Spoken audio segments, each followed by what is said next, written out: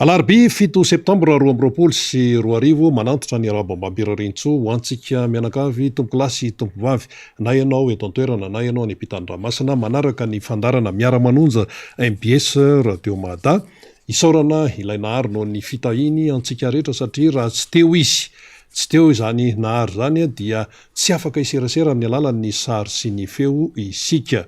ka ny fanarahanao ny MBS Radio Mada ny eo ihany koa ny Facebook ny Radio Mada zany ny MBS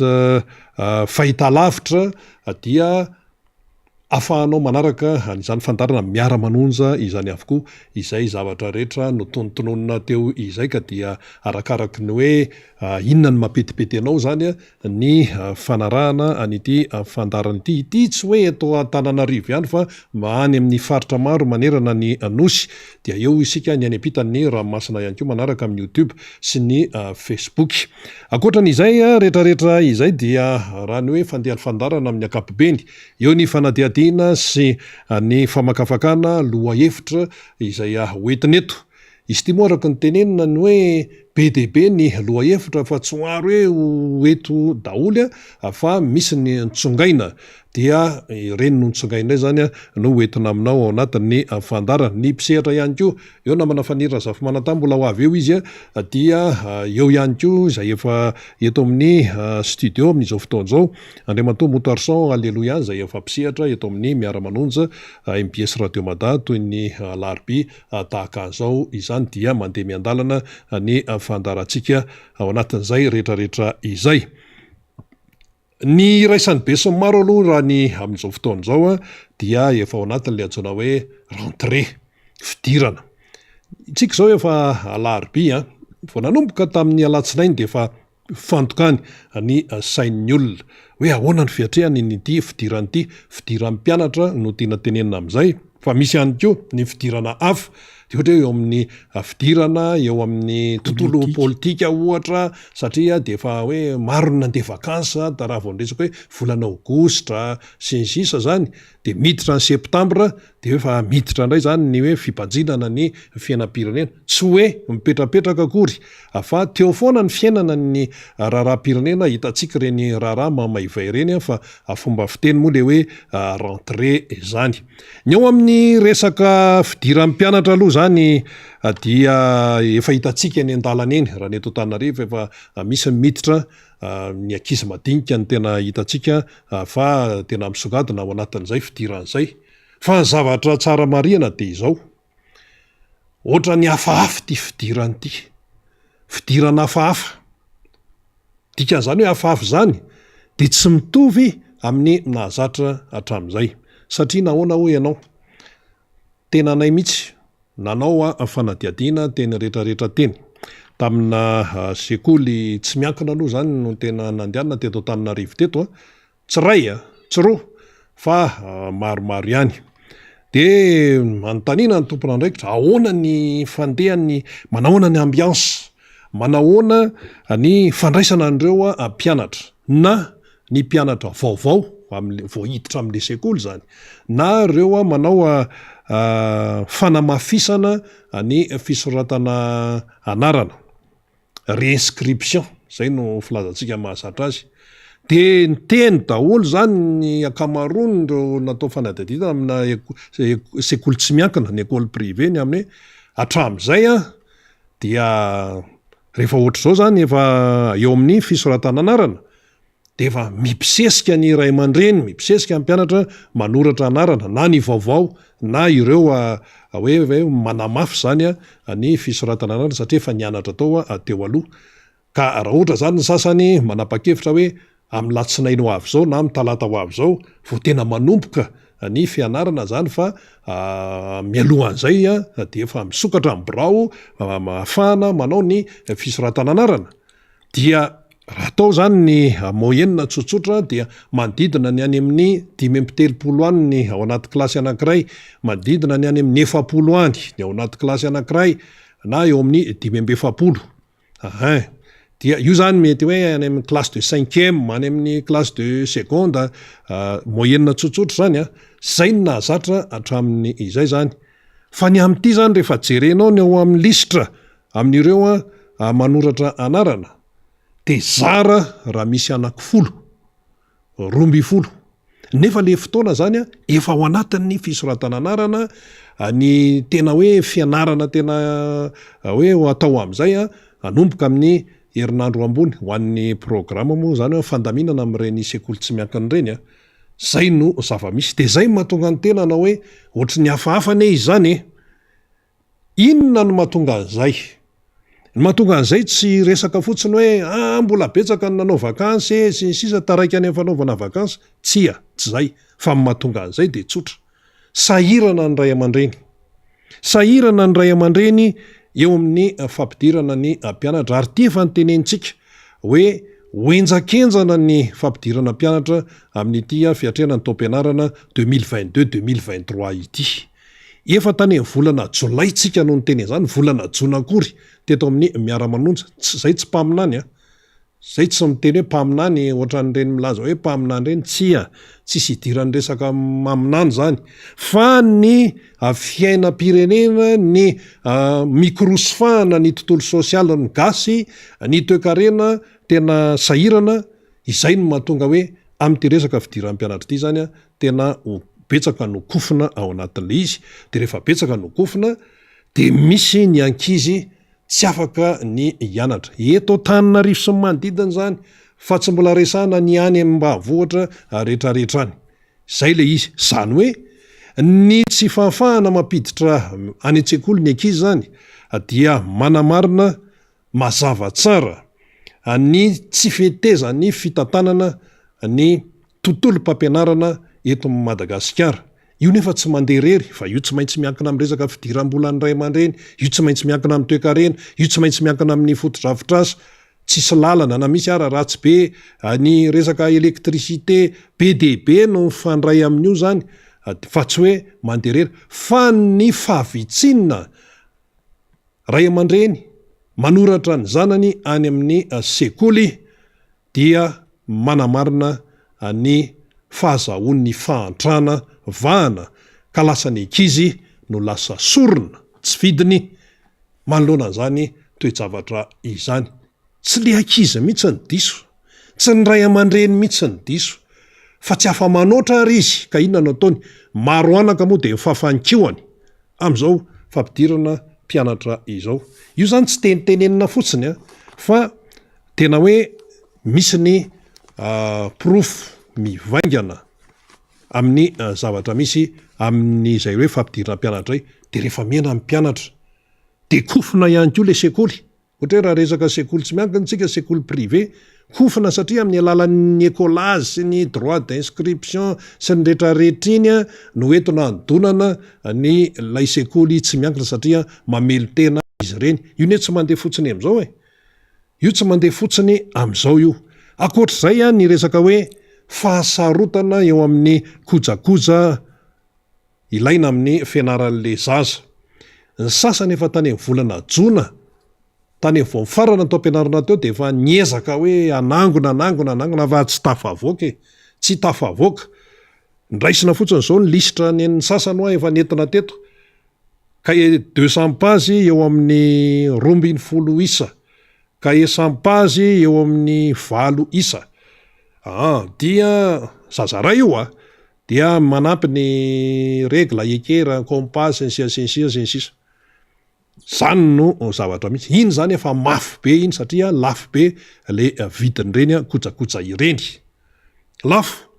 de nefa etsy an-dan'izay ny écolage ny kipitsopitsony isan-karazany de misy koa nefa fepetra apetraky ny sekoly sasany zay tiandray fitarainana avy any amina ray aman-dreny hoe tsy azo atao manao kapa inona ary zany eny samy manana ny hoe fepetra hoe raisa moa zay everiny fa hoe mapetipety ny tontolo mpampianarina zany ao amin'le sekoly fa misy manao an'izany akoatr'izany ny table sy ny kipitsopitsony isan-karazany tsy maintsy zao tsy maintsy zao tsy maintsy zao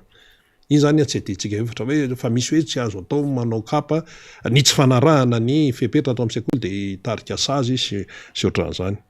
de nefa le olona efa ao anatin'ny fahasairana zay tsy miteny mety zany na tsy mety fa mila jerena daholo ny tontolo isan-karazany mba hahafahan'le zanaka malagasy hiatrika tsara ny fianarana. Eo amin'ilay hoe kojakoja, io kojakoja io na kahe io na inona io ne tsy maintsy ilainy isaky ny taom-pianarany, tsy maintsy ilainy io. Fa maninona zany eo amin'izay tontolo ny kojakoja zay rehefa jerenao, tsika ne mamelona ny sinoa mamelona ny vahiny zavatra vita vahiny daholo ny 700 ny kojakoja ny mpianatra, nefa ny mpianatra dia miatrika fianarana isan-taona. Zany ve dia tsy ahitana vahaolana? Ahoana ny orinasa malagasy misehatra amin'ireny le hoe fanamboarana fitaovam-pianarana reny ny tokony ampiny reny? Eto tsisy resaka mihitsy hoe resaka politika, firena politika, tsisy an'izany, fa hoe amin'ny maha-malagasy. Fa rehefa tonga ny fidiran'ny mpianatra dia isika manatavy ny orinasa vahiny. Manatavy ny orinasa vahiny, ary misy ara sekoly sasasasa miteny tonga dia miteny mihitsy hoe tsy maintsy vita zao ilay fitaovam-pianarana zany. Io koa moa misy resaka qualité, tsy de hoe misy azo ifanomezantsiny zay fa safidin'ny sekoly io. Fa le olona zany efa ao anatin'ny fahasahiranana de ny orinasa malagasy ao anatin'izay ohatrany tsy de hita firy fa de sahirana ao anatin'le izy. Fa rehefa fidiran'ny mpianatra de manatavy ny orinasa vahiny isika. Ohatran'ireny coronavirus reny, tsy maintsy natao ny resaka kasibosy, fa nga tsy kasibosy avy any Chine daholo zao nataontsika. Zany ve de tsy hoe raha hoe tena niketrika zany teto Madagasikara, nanampy ny fanjakana, afaka natao mihitsy zany hoe mba vitan'ny malagasy, zay kasibosy hoe tsy ho vitan'ny malagasy. Nefa izy tsy maintsy atao zany amin'ny fiarovana ny hoe amin'ny fahasalamany ny tsirairay. Fa rehefa mijery kasibosy ianao zao, kasibosy avy any Chine no hitanao, na mipakena vidiana 800 de mahazo 500, misy 400 aza ny sasany. Fa ny tombon'ireny makaisa makany Chine reny, fa tsisy mijanona eto aminao eto satria ianao miraikiraikika dia ararotin'ny olona ilay izy. Ary ny coronavirus tompoko dia anisan'ny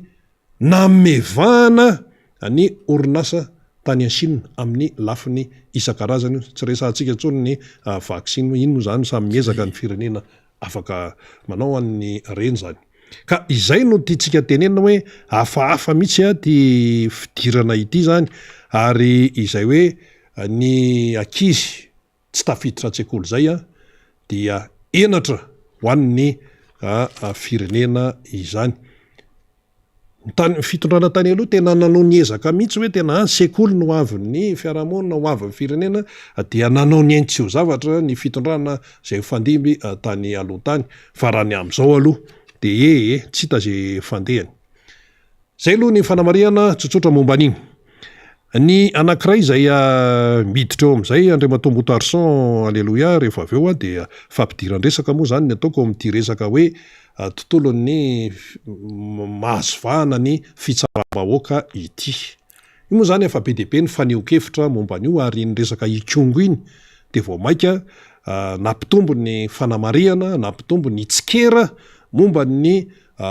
tontolo ny fitandrona filaminana eto amin'ny firenena, ny tontolon'ny fitsarana eto amintsika, de mandeha faneho-kevitra etsy sy roa, de hitanao ao anatin'le izy fa misy ny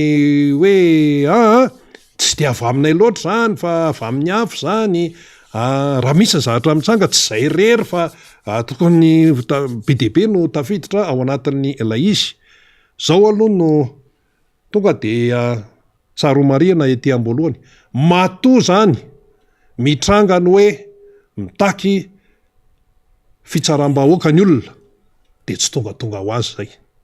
tsy tongatonga ho azy zay, misy antony zay. Zay aloha misy antony zay, satria ary le izy tsy hoe fitsaram-bahoaka de zay fa sesesy. Raha hoe tao anatina taona zany raisika tany 8 sy 20 dia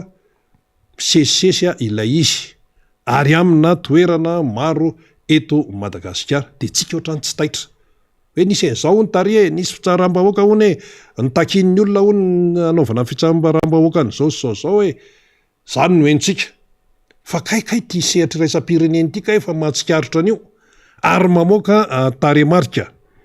Resaka fitsaram-bahoaka zany tamin'ny taona 20 sy 20 zany hoe fa ity fitondrany ity no nitondra tamin'izany a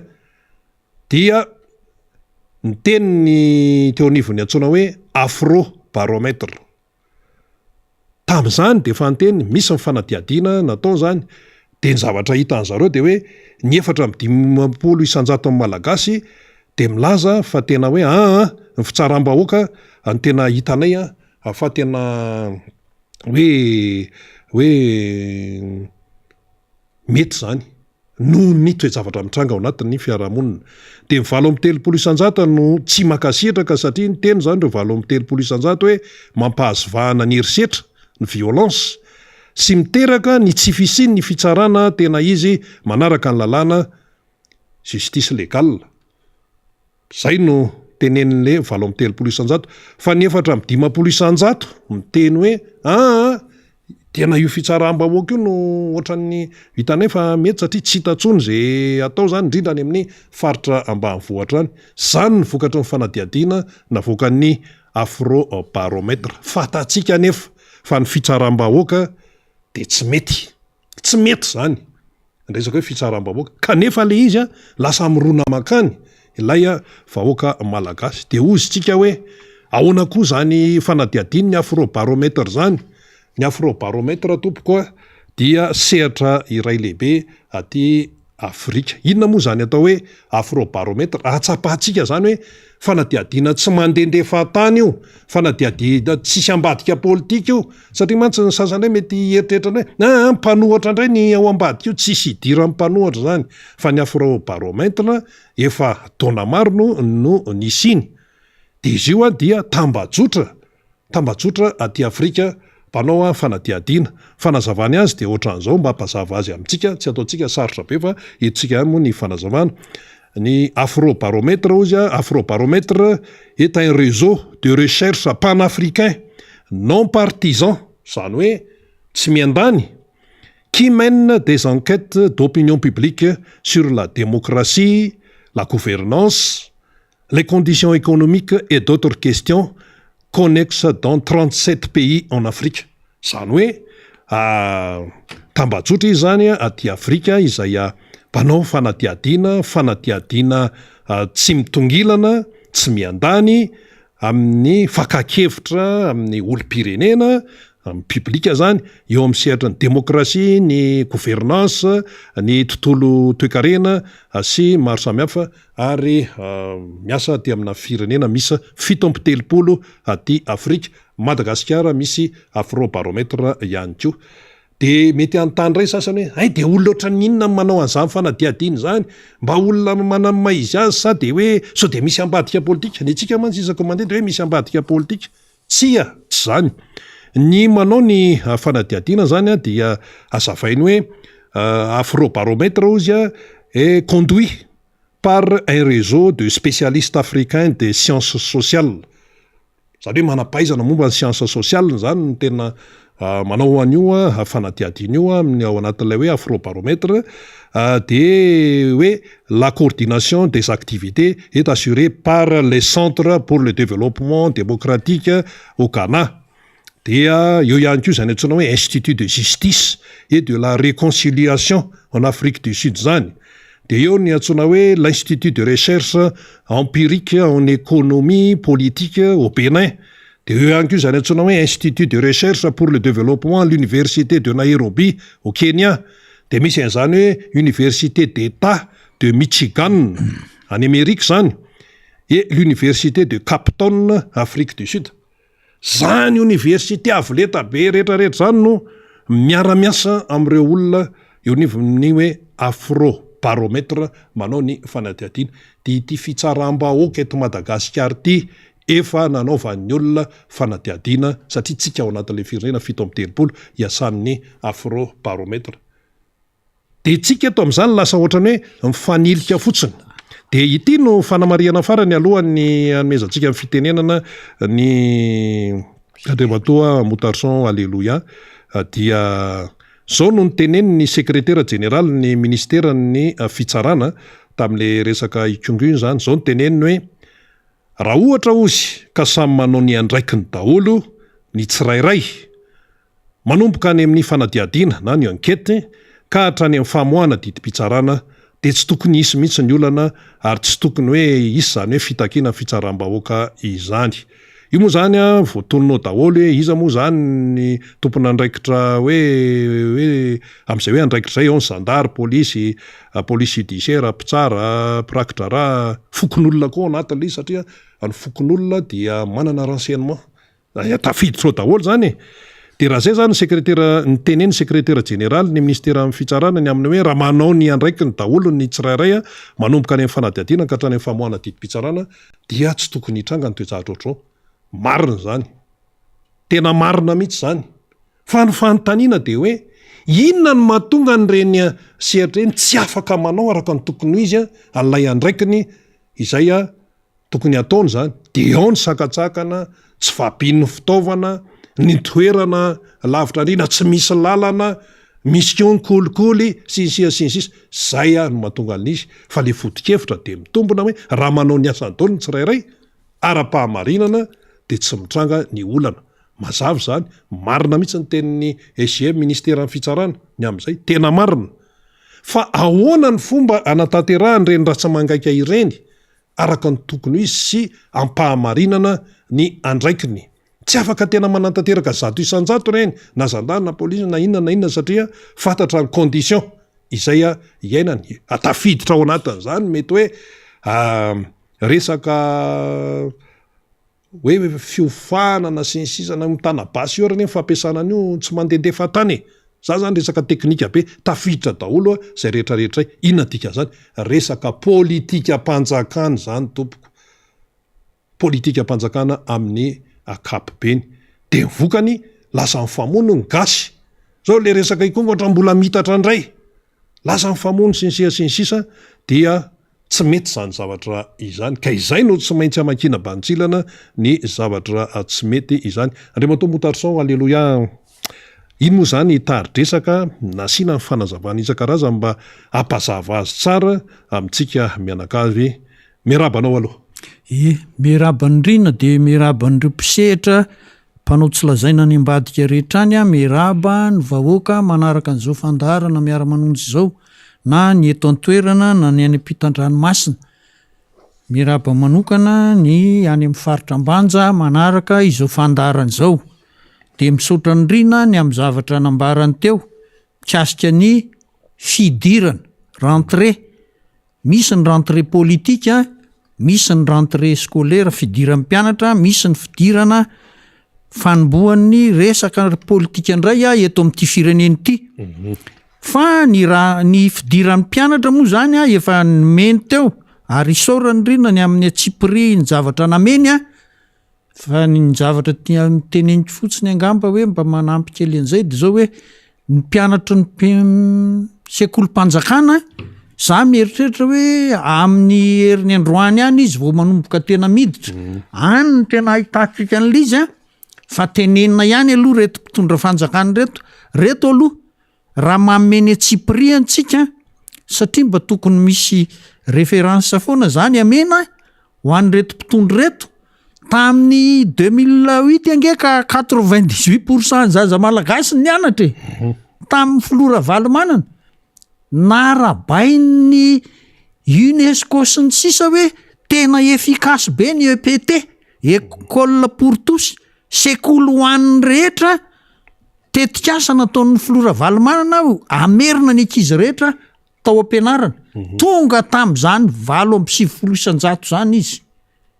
Mba tenenina amin'reto mpitondra reto zany. Fa nareo re mpitondra rehefa iteninareo amin'izao miditra ny rentrée zany hoe any amin'ny farany septambra nareo efa manana ny donné mba teneny hoe 400 re. Ka tsy teny zany izy. Ka zay inge le lasa ny fihetseham-ponao ange ny teneninao raha vao tsy zany. Fa aloha ny taremarika no avoaka amin'ny sekoly privé zao 100, amin'ny école primaire zao 100 ny verina ny anatra manerana amin'ny Madagasikara. Fa tsy ny hoe eny Evandry ny eny Ivandry 100 ny mianatra. Dia zay dia isaorany rina nanome reny taremarika ireny fa efa nitenitenentsika teto marina tokoa moa zany hoe hoenjakenjana fidirana satria niakatra le vidi-dasantsy dia etraika any amin'ny vidi-dasantsy etraika amin'ny fitaovana ny sakafo mihitsy ara moa zany a ny zavatra hitranga de ho hitantsika eo a ny vokatra olazainy ty ministera ny fampianarana ty mino a fa ny ministra ny fampianarana ny teknisianina ao ministera ny fampianarana rehetra mba manaraka izao a ary de anome ny salanisa ny atotanisa mahakasika an'izay fidiran'ny mpianatra zay a satria zao rehefa ambany io a de tsy nisy ny taux de croissance zany riny zay mihitsy satria mba anisan'ny tena mampiakatra ny taux de croissance io satria mitombo ny valeur ny menan'ireo valeur zay nisy ny fidirana politika ary tena niditra tapoka tamin'ny resaka politika no ny fitrangan'le zavatra tany ikongo voatero azy nanomboka ho azy a ny fidirana amin'ny resaka politika de nisy fanambarana moa zany hatram'izao ara moa zany mbola maheno vaovao mahakasika ny any kongo hoe ka misy mitsoka sifle misy de tsy miresaka an'izay tsika fa mandeha ny fanadiadiana raha mifahafantarana azy sy ny fiverana azy a ary inona fa ny ministra ny fitsarana de efa ao anatin'izany nampiandraikitra n'zany ny union européenne moa zany ho resahantsika eo ihany ny teny hoe ataovy a fanadiadiana indépendant tsy miendany indépendant zany ka zao raha zandarma tao anatin'le fitifirana tsy zandarma kosa ny de anao enquête fa polisy ange officier OPJ azo ny fitsarana ampiasaina tsara ny polisy anao an'io enquête io dia ny polisy ny manontany ny fokon'olona sy ny zandary de ho hita eo ny marina fa mahakasika an'io satria nanao fitenenana momba an'io rina ny ministra ny fitsarana hoe ministera ny fitsarana ange aty amin'ny farany fa misy ny avany amin'ny voalohany hoe misy aloha ny fitoriana de misy ny enquête sy misy de oetiny amin'ny fitsarana de fitsarana manao ny asa de zao ny zavatra mitranga ange ho an'ny ministra le tontolo manodidina n'izay fitsarana zay mihitsy ny environnement zany politika sosiala nyty ministera ny fitsarana ty mihitsy no tsy atoko isan'ny olona zay ny tena marina mahatonga an'le hoe fitsaram-bahoaka mitady akalaka de no ny tsy fahatoko isan'ny olona n'le fitsarana de inona ny mety mahatonga an'izay eo aloha ny antony ara-politika satria maninona ny ato amin'ny fitondram-panjakana am'izao rino nanankarena tapoka daholo ny ao anatin'ny fitondrana zay aloha de le olona ao anatin'ny rafi-pitsarana rehetra mba tsy te ho diso anjara koa de lasa ohatrany profo amin'izany ange le ministra ny fitsarana ny dokadokafan'ny union européenne tsy ny union européenne kosa aloha fa ny frantsay tsy piana tsara zay ny frantsay nandefa délégationna manokana ao anatin'le environnement mantsy zay nandefa délégationna manokana ny frantsay de nandodokan'io ministra ny fitsarana io hoe tena hitanay ny ezaka nataonao hitanay fa dia mampirisika anao mihitsy zay amin'ny zavatra no ezahanao atao eto amin'ity firenena malagasy ty herinandro aorianan'izay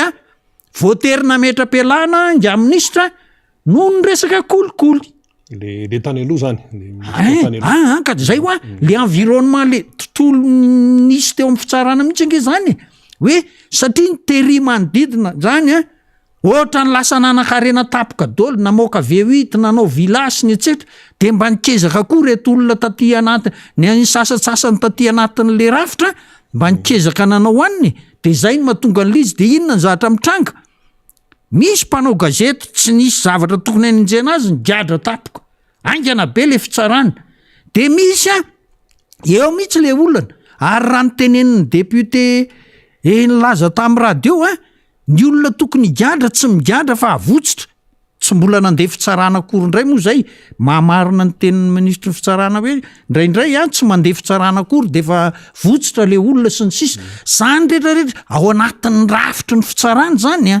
ny enquêteur mamotsitra an'le olona nefa raha mifahafantarako ny fitsarana zany hatramin'ny andron'ny président Tsiranana sy ny sisa raha vao tsy bien ficelé raha tsy mipetraka tsara mihitsy le ankety tsy mety tsara an'io ny fitsarana tamin'ny fotoan'androny fa sainy averina mihitsy ny ankety fa tsy miditra am'izany izy fa am'izao toatra ny tsisy an'izany fa na tsy mipetraka tsara ara ny ankety de inona moa no ataon'ny fitsarana rehefa tsy mipetraka tsara ny ankety fa avotsiny le olona araky ny dosie ao an-tanany zay ny tiany fahafantarako azy ny tiany ministra ny fitsarana ho tenenina hoe fitsarana ty amin'ny farany ka rehefa ratsy ty ankety ty de mazava ho azy kanefa mariny zay fa misy koa ny zavatra tsy haiko latsaky ny 420 ora de efa mivoaka ny didim-pitsarana migadra le olona de tsy fantatro na hoe bien ficelé reny na ahoana na marina aloha fa misy miteny hoe de misy baiko mihitsy midina hoe zao no ataonareo zany rehetrarehetra zany re tompoko no mitarika an'ity tsy fahatokisany fitsarana tsy fahatokisany olona ny fitsarana ity ary efatra am'izay ty resaka ty fa tsy hoe vao tamin'ity resaka ikongo ty le resaka ikongo ange efa hoe mipotra na fenina hatramin'izay na tongavana amin'io ary de tonga tamin'io le izy mampalahelo teo javatra amitsay mampalahelo satria lasa mifamono le malagasy ary tohatra ny mbola raha ny vaovao eno ary ohatra ny mbola mitatra indray le zavatra mitranga hoe samborona indray ny anitsy de ny vonondry zareo de zao indray misy dalo indray nanafika an'le fokon'olona lasa manahirana be le izy zany vokatry le tontolo misy eto amin'ny firenena malagasy zany zay iainana vokatry le kolikoly tena kolikoly iainany rehetra mpitondra fanjakana be de be ary zany ange de zao ange tena mampalahelo reny ohatra mifantatry reto olona reto fantatry reto mpitondry reto hoe misy zany fa tsy misy famahana an'le olana mihitsy raha tsy teny fotsiny afa misy moa bianco ange tamin'ny 2019 nakaty tsy nisy na bianco azy tsonko tsy nisy kolikoly be de be mivoaka hoe ny tany kongo ozy ny tompon'andraikitra tany olona tokony anina tifiriny zao le de tsy hitany toyany de inona kolikoly ny olona any ananina tena anaovana kolikoly ny olona any ambany vohatra rehetra any anapara-pahefana tsy misy ohatrany tsy misy le bianco ary de zao zavatra mahazatra nyty fitondrany ty mametraka vaty fehizoro zay rina le mametraka vaty fehizoro dinona nytiako resana am'leo mametraka vaty fehizoro makerizy de miantso artista de mihirahira de mamory olona de apetraka le vaty fehizoro anankiray de tsy misy tsony ny toyany zay eo iny aloha eo iny de ohatra zay ty nanangana ny nanendry ny talet général ny aray izy agence de recouvrement des avoirs illicites zany hoe misy olona manan-karena amin'ny fomba tsy marina zany eto amin'ny firenena ary ekeny zay matoa manangana n'izany rafitra zany ny fanjakana de manaiky fa misy zany ka intalet général iny ary efa korodosina tatsy tary zay vao nitendrena efa ka zao zay le hoe fametrahana zay le fametrahana vaty fehizoro tiako resana ary reny io de zay io ihany no apetraka de tsy misy tsony ny toyany tsy fantatro na manana mpiasa korona tsy manana na efa manana birao hoe ariny biraoany tsy fantatro fa le talet généraly aloha no mitendrena ohatra le hoe ministera minina efa 6 mois mbola hoe prime ministre intérim 6 mois de ohatr'izany io ka zay le vaty fehizoro tiako ainy reto olona reto mihitsy zay nitendrena de zay ny samy finina ary de zay ny samy finina ara moa de namoaka 1800 milliards ny tamin'izao taona 1100 milliards milliards ariary ny resahana fa tsy efa am'izay efa ny tany sainy daholy izy ko karazany le ohatrany hoe natao le vaty fehizoro tsy nisy tsony ny toyany akaizany toyany de nyrafim-pitsarana moa mipaka miandry ka tsy tonga eo aminy le dossier kinarano ataony le olona ty am'le aray sy le paka le dossier efa fatany fa le miangazeny le procédure mihitsy zany tsy fantatro na manana piasy reo olona reo na tsy manana fa izy DG fotsiny de faly izy hoe mandray vola fotsiny ko tsy tokony hafaly aloha zany amamenatra zany i zany ohatra hoe mampilendalendam-boalohany zay mihitsy mampilendalendam-boalohany fotsiny hoe anao zao ty fa rehefa avy eo anka zay ange tena iny ty fitondrany ty kosa aloha riny ho ataonay miami Tomasina tena mampilendalenda ho ataonay oatra amin'ny Paris be fotaka fa raha misy lalana ratsy eto Madagasikara ikongo sy fanadina tsy resahako tsisy commune mesure mikongo fanadina fa faran'zay ratsy zany fa ity be fotaka ty tena route nationale numéro 6 teo le nisy piscine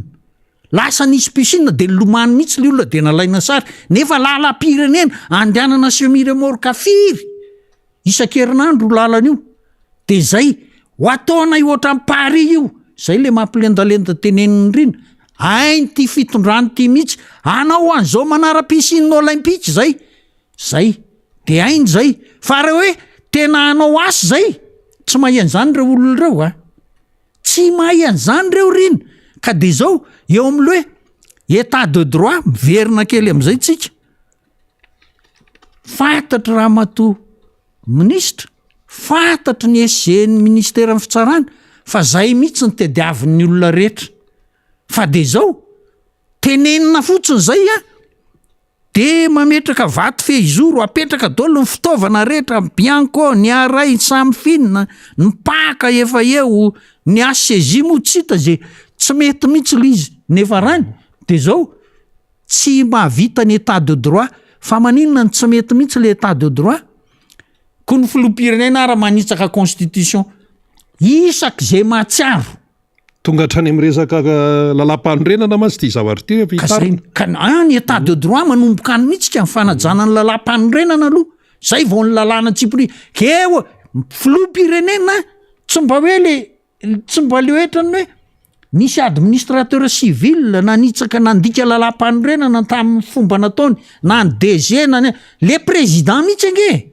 no manitsaka an'le lalam-panorenana ary tsy indray mandeha tsy indroa fa isak zay mahatsiaro de zay le izy efa nanao fianianana zay de ahoana moa no ataony retolona tiarina hoe tsisy bedika izany eto rehefa tsy manara-dalàna lasa zay nge ny fisainan'ny retolona mpiara-miasa aminy tsisy bedy zany de mangina daholo ny ministra moa zany mandray ny tombontsoa rehetra amin'ny maha-ministra azy izy fa fatany fa tsy mandeha am'izay loany le zavatra le fitondrany eto amin'ity fireneny ity de mangina izy miara-mangina daholo fatany fa vaty fehizoro no atao etseroa de mipoerapoera kely etseroa fatany fa tsisy ininona andeha eo de misy mahavoaka fitenenana hafahafa mihitsy ara moa zany mpikambana ao anatin'ny RD sy reny mampary reny mahavoaka fitenenana hafahafa satria malahelo an'le firenena zany angerina ny zavatra mitranga eto amin'ny firenena tsy ao tsara de ny état de droit nandefa délégation zay le environnement iverenako kely fa tena atosika mafy mihitsy zay mba iova amin'ny fomba fijery ny Union Européenne nandefa délégation taty Madagasikara mba hoe anitsy araka mifangatahan'ny Banque mondiale sy ny FMI irecadrer ny gouvernement malagasy mba hanao ny bonne gouvernance transparence ny lutte amin'ny corruption sy ny état de droit sy ny fomba maro samihafa na prisika an'izay ny Banque mondiale sy ny FMI hoe miangavy misy koa le hoe takina ny tena hoe fisarahany fahefana mazava tsara zay mihitsy de ao koa ny hoe hoe fahaleovan-tena ny fitsarana tsy tokony isy tsapatsapaka ao tafiditra daholo de zay nangatahany zany ary nangatahany PTF ary isan'izany Union Européenne hoe mba hanampy ny fanjakana malagasy atanteraka an'izany de nandefa olona reto Union Européenne miverina am'izany satria malahelo ny fireneko nandefa olona reto Union Européenne de inona Union Européenne ny tenenina ny toe-karena matanjaka ao anatin'ny Union Européenne de ny Alemana sy ny Frantsay zay aloha ny tenenina ny Anglisy efa tsy aotsony de zao ny olona tonga tao anatin'le délégation amin'ny anaran'ny Union Européenne Espagnol de Italiana de Belge de tsy ny resaka nikasika momba ny fitsarany reo olona reo eo angerina le izy lasa manjary mampivilana n'le resaka hoe efa tonga ny Union Européenne fa tsy niditra amin'le resaka état de droit izy. Ary nandeha rery indray ny Frantsay tatorina dia inona ny nataony? Niona tamin'ny mpitantana amin'ny ministera ny fitsarana izy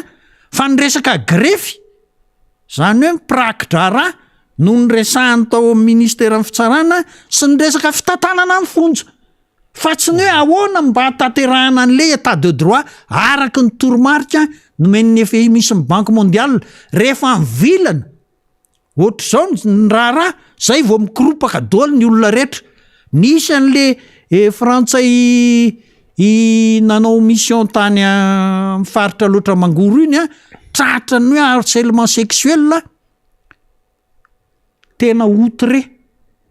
tena leo tanteraka mihitsy ny Frantsay eo anatrehany zavatra nataon'le gouverneur. Tapabolana tiarina moa le gouverneur vao nalana. Tsy tokony iandro tapabolana raha état de droit reny ary tsy hoe alana le izy de vita fa tokony tsaraina le olona de sazina. De eto amintsika zany eto amintsika nzay tsy misy voasazy zany rehefa mpitondra riny. Ny SMMC zao naka 4 miliara ny asa tsy natao fantatra fa naka izy fa nga voasazy izy. Ny zavatra mitranga tao amin'ny transport aérien de ministra no miteny hoe nisy naka ny volan'ny ny ACM Anosy Be nisy naka fa nga nisy fanasaziana de eo mantsy mahatonga an'le ty hoe état de droit tsy mandeha ty. Fantatry ny olona zany fa misy ny mangalatra ato fa tsy voasazy. De rehefa izany de oka tsisy ifampiteny fa de mba samy maka kely daholo. Zay no mahatonga n'ity firenena ty malagasy ty anao ohatran'io samy maka kely daholo. Misy makabe koa hono. Ka le makabe le tsy le aty ambanimbany ange makabe fa le ary ambonimbony ery ary dia mamily ny zavatra amin'ny resaka tena tsy mandeha araky ny tokony ho izy. De zay ny tena mahatonga n'ity état de droit tsy misy ty ary mahatonga ny olona manao hoe alora nga ho tsaraina i vahoaka ho tsarainy araky ny zavatra fatany dinona tapahando tapika eo anao raha vao izany no mitranga ka tsy mety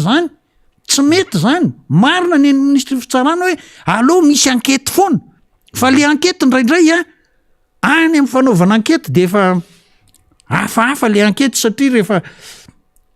mampimengeryrina de zao mipitory indray no migadra matetika. Any amin'ny ankety any hono raha feo eny misy gaga zany le zavatra mitranga. Ahoana no ampisy état de droit eto? De zao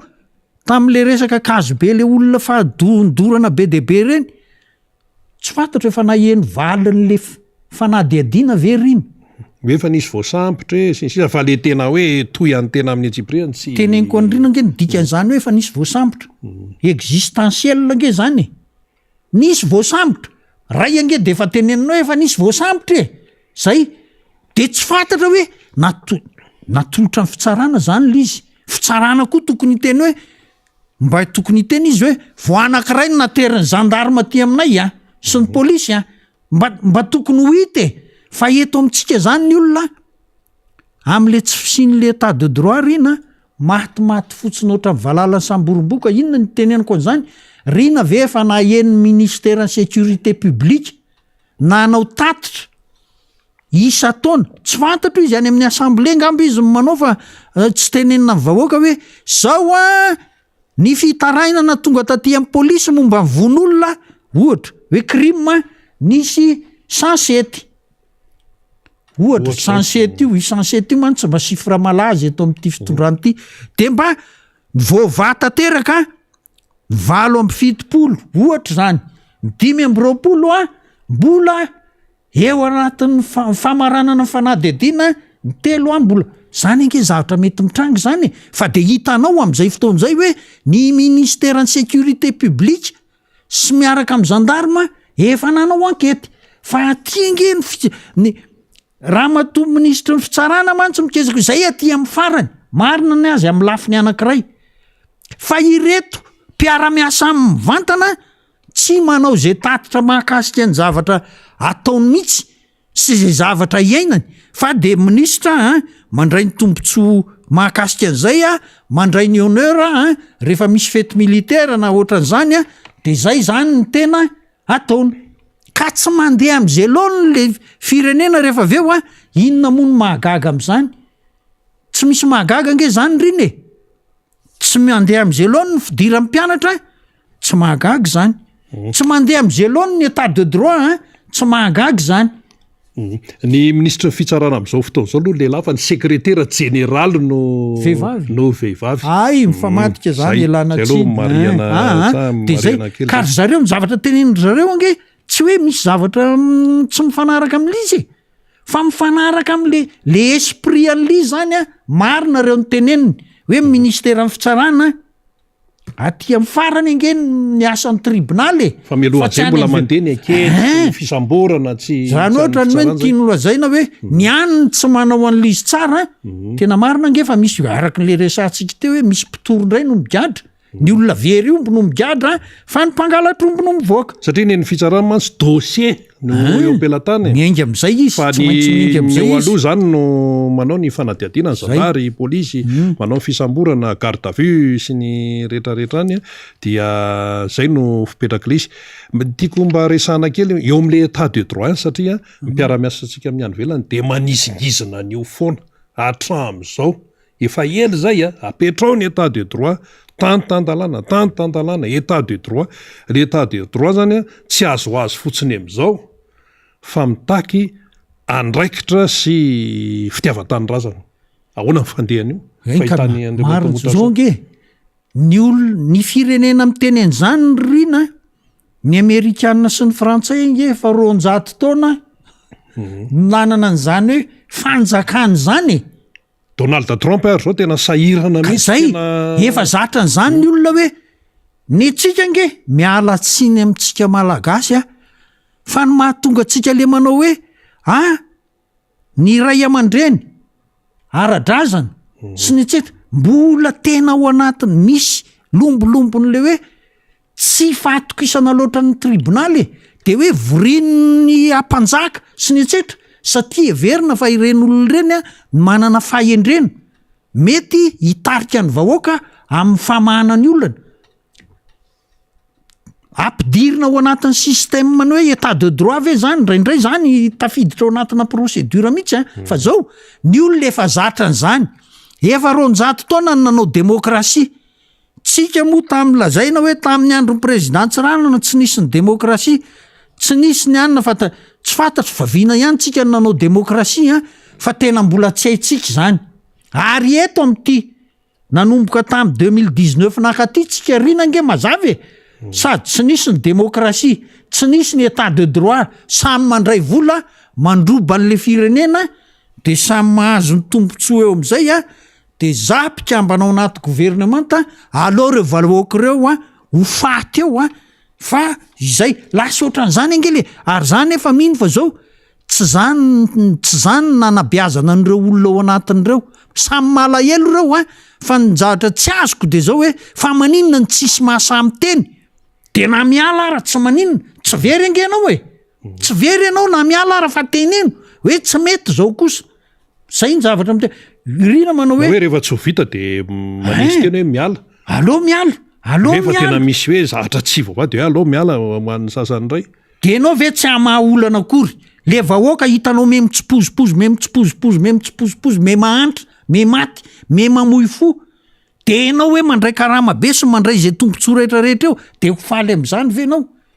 tsy mety ange zany riny ka zao ny tiana horesahana amintsika rehetra ny état de droit obligation zavatra tsy maintsy atao io ka raha ohatra miteny ministera ny fitsarana hoe ka izay aty ale aty amin'ny farany miteny ny SG na miteny ny ministra de mba manenjanonareo fa rehefa tsy mety ny mpiara-miasa aminareo de mela fa manjary mivaly any amin'ny taranaka faramandimby ange ny ratsy atao ny ray tsikombakomba nge manao ratsy de tsy mety zany fa aleo mametra-pielany fa rehefa iresaka n'ty hoe 700 ty tsika rehefa avy eo a de ho hitanareo fa hafahafa tokoa ty fireneny ty. Ie, ka ny mametra-pialana moa efa tenenina foana hoe tsy hoe fahamenarana zany fa zany ara ny tena hoe hanomezan'ny olona avoninahitra hoe mametra-pialana ianao satria efa tsy mety tsony le izy a dia zany ny tena hoe avoninahitra ary efa betsaka tompoko no nametra-pialana rehefa natsapy izy hoe tena tsy mety tsony le izy ohatra fotsiny hoe ny général Gabriel Ramanantsoa nisy krizy anatiny tao amin'ny gouvernemanta tao dia alohany nanatsa tena dia zay zany ny tena zava-dehibe fa ny amin'izao moa zany de tsy hitatsony zay azo ilazana azy fa to ny eo ihany ny eo de misy zahatra tsy mety de manadio tena de ny eo ihany ny eo ny vahoaka ato tena sahirana de sahirana le hoe 700 le resaka industrie ny tianao tenenina amin'io ao na fahitany Andriamatombo Montarson ilay resaka hoe 700 fa ty chiffre ty ve tenenina fotsiny sa hoe ny zavatra ny aingany ny afrobarometre zao raha namoaka taremarika izy de ny zavatra ny aingana hoe tamin'ny resaka hoe mahazovahana ny fitsaram-bahoaka ny Madagasikara misy ny aingana tao fa ity zao hoe industrie 700 ahoana io ka izay indrindra mantsiriny ny olona rehefa mamoaka dia satria ny olona mba ohatrany hoe teneniny rina teo mantsy le izy hoe mba olona manam-pahaizana maro samy hafa avy amin'ny firenena maro samy hafa no mifarimbona mahatonga mamoaka ny reto taremarika reto miara-miasa amin'ny université be dehibe ary dia miainga amin'ny zavatra fantatry ireo olona ireo de misy échantillon tena mitomana tsara de avoaka ny rina eto dolo ny marina amin'le izy hoe izao ake fomba fanao re olona fa ka tsara ho fantatry ny malagasy mantsy zany fa zay mihitsy ka anazava kely amin'ny vahoaka malagasy tsika hoe fa inony ty 700 ty azavao mihitsy aloha zangy aloha tsy mahazo an'le izy riny fa ho azavaiko fotsiny hoe inona fa maninona io tsy azoko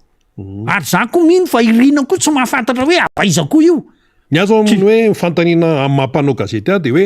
fa maninona ny 700 fa tsy 420 ohatra zay aloha anankiray dia izavy ny tafiditra tao anatin'le 700 raha resaka hoe industrie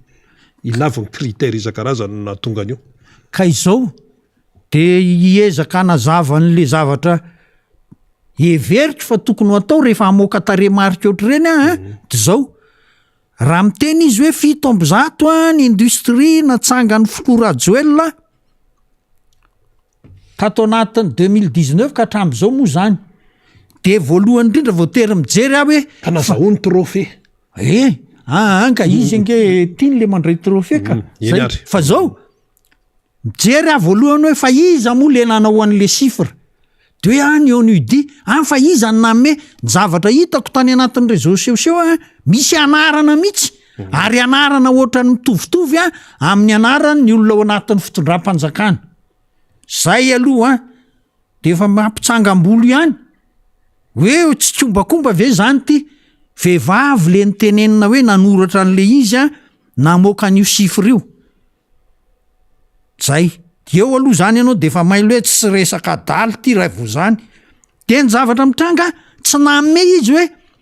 ny 30 vitany tamin'ny 2019 10 2020 ny 20 tsy nisy an'izany tsisy détail zany le izy mbola zay fotsiny aloha voalohany fa avy eo vao détail hoe teto amin'ny secteur sehatra momban'ny fambolena zao ny fiompiana zao ny jono an-dranomasina zao de mba mamme ohatr' zany fa tsy mitsotsopona ohatran'ity zavatra natao ty rery vahoaka malagasy mitsotsopona le olona marina aloha fa efa hatramin'ny andro ny adama sevange zany no nitrangy le vehivavy miteniteny foana de lasa zay hatramin'ny Samson sy Dalila zany inge ditindray misy vehivavy anankiray miteny hoe 700 ny industrie natsangana fa zao mbola mahagaga ihany zay hoa tsy azoko mihitsy le izy io chiffre tsy ho azoko ary tsy ho azoko je ne comprendrai jamais ce chiffre là satria maninona ato anatin'ny tany tsy misy courant tsy misy herinaratra lalana tsy misy ny rano zara fa mandeha no lazaina fa manangana usine 7 amby zato raha tonga ny moyenne 19 20 21 22 22 moa mbola tsy tapitra tsara fa manao 5 moyenne zany isa taona industrie amin'ny secteur rehetra zany satria tsy nomeny moa ny atsipriany zay zany le izy de mahafantatra ianao fa zao tonga ho a de mijery le hauteur aloha rehefa mba misy filazana ohatr' reny lazaina ihany nareo mpanaraka réseaux sociaux vao mipotra le izy ka mandeha le anina hoe ianina nanao an'io de azamino aryo fa de zao koa nagaga tonga ny filoham-pirenena moa zany nandray an'le trophée hoe tena ny olona avany ny titre nanaovana an'lizy moa zany de hoe ny ONUDI fa rio ange rehefa tsika fonina hoe avany amin'ny ONUDI sy ny etsetra de ho lasa ho sanganeny eto ary de zao ny filoham-pirenena sy ny ekipany miezaka mafy manao fampelezakevitra sahady akehitriny inona mety hoe mahatonga anao iteny zay ohatra satria zao ho averina am'zay amin'ny heritaona ho antanitsika azy ianao nandray trophée le industrie natsanganao moa zany taiza sy taiza ndray matofilo ary nitondra inona ho an'ny firenena zany satria hoe manangana industrie be deabe ianao de firenena zany tokony matanjaka ny arikarena mitombo ny asa eka ampitombony rina sady le fanontaniana ho atao amin'ny heritaona zay matsy le izy zao ange nefa tsy anasa eto zao ange fanontaniana miaraka am'ireo zavy-tany ary de efa miomana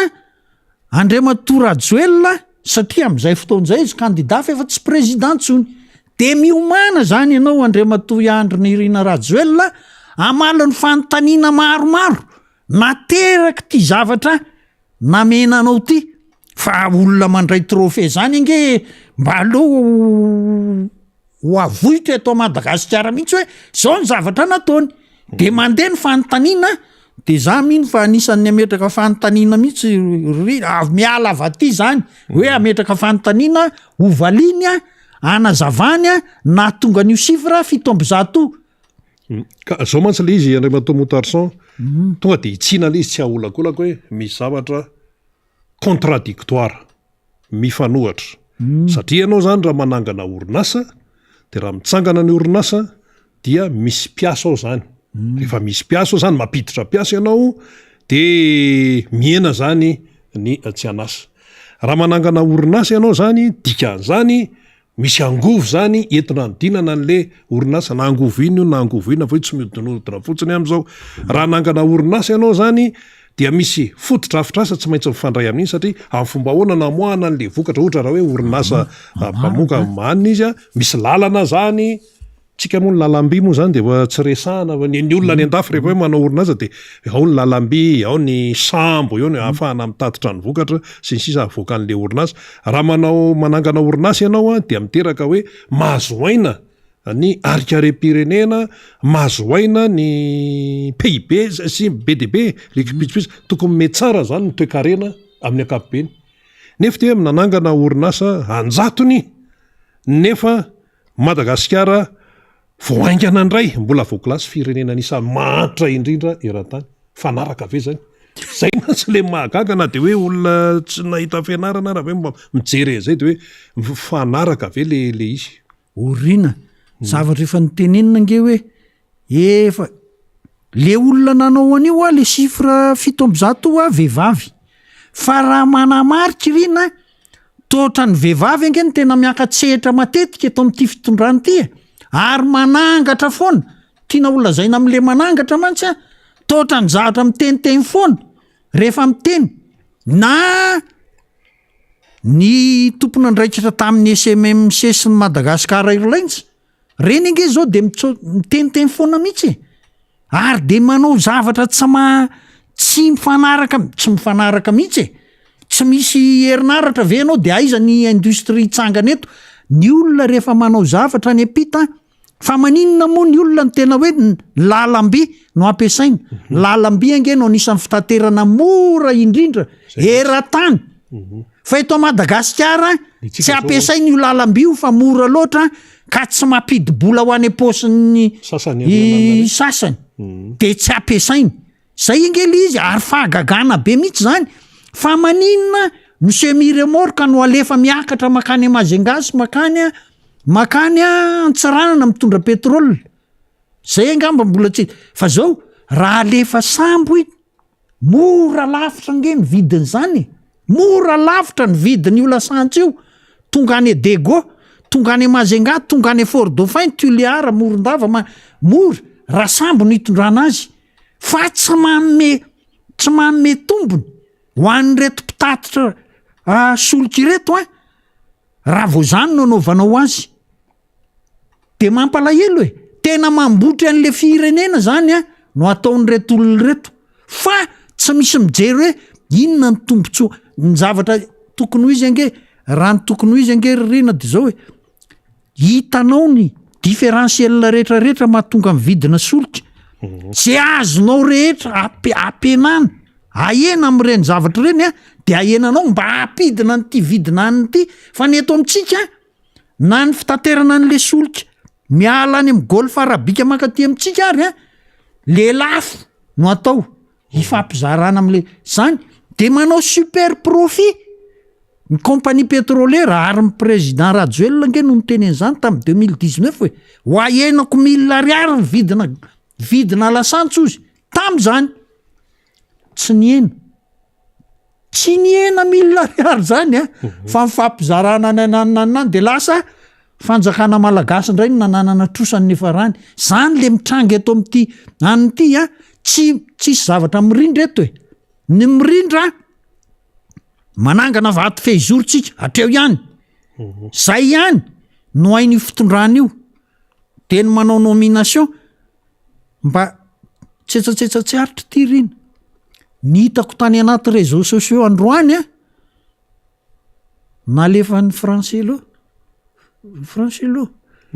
hoe 80 millions ariary no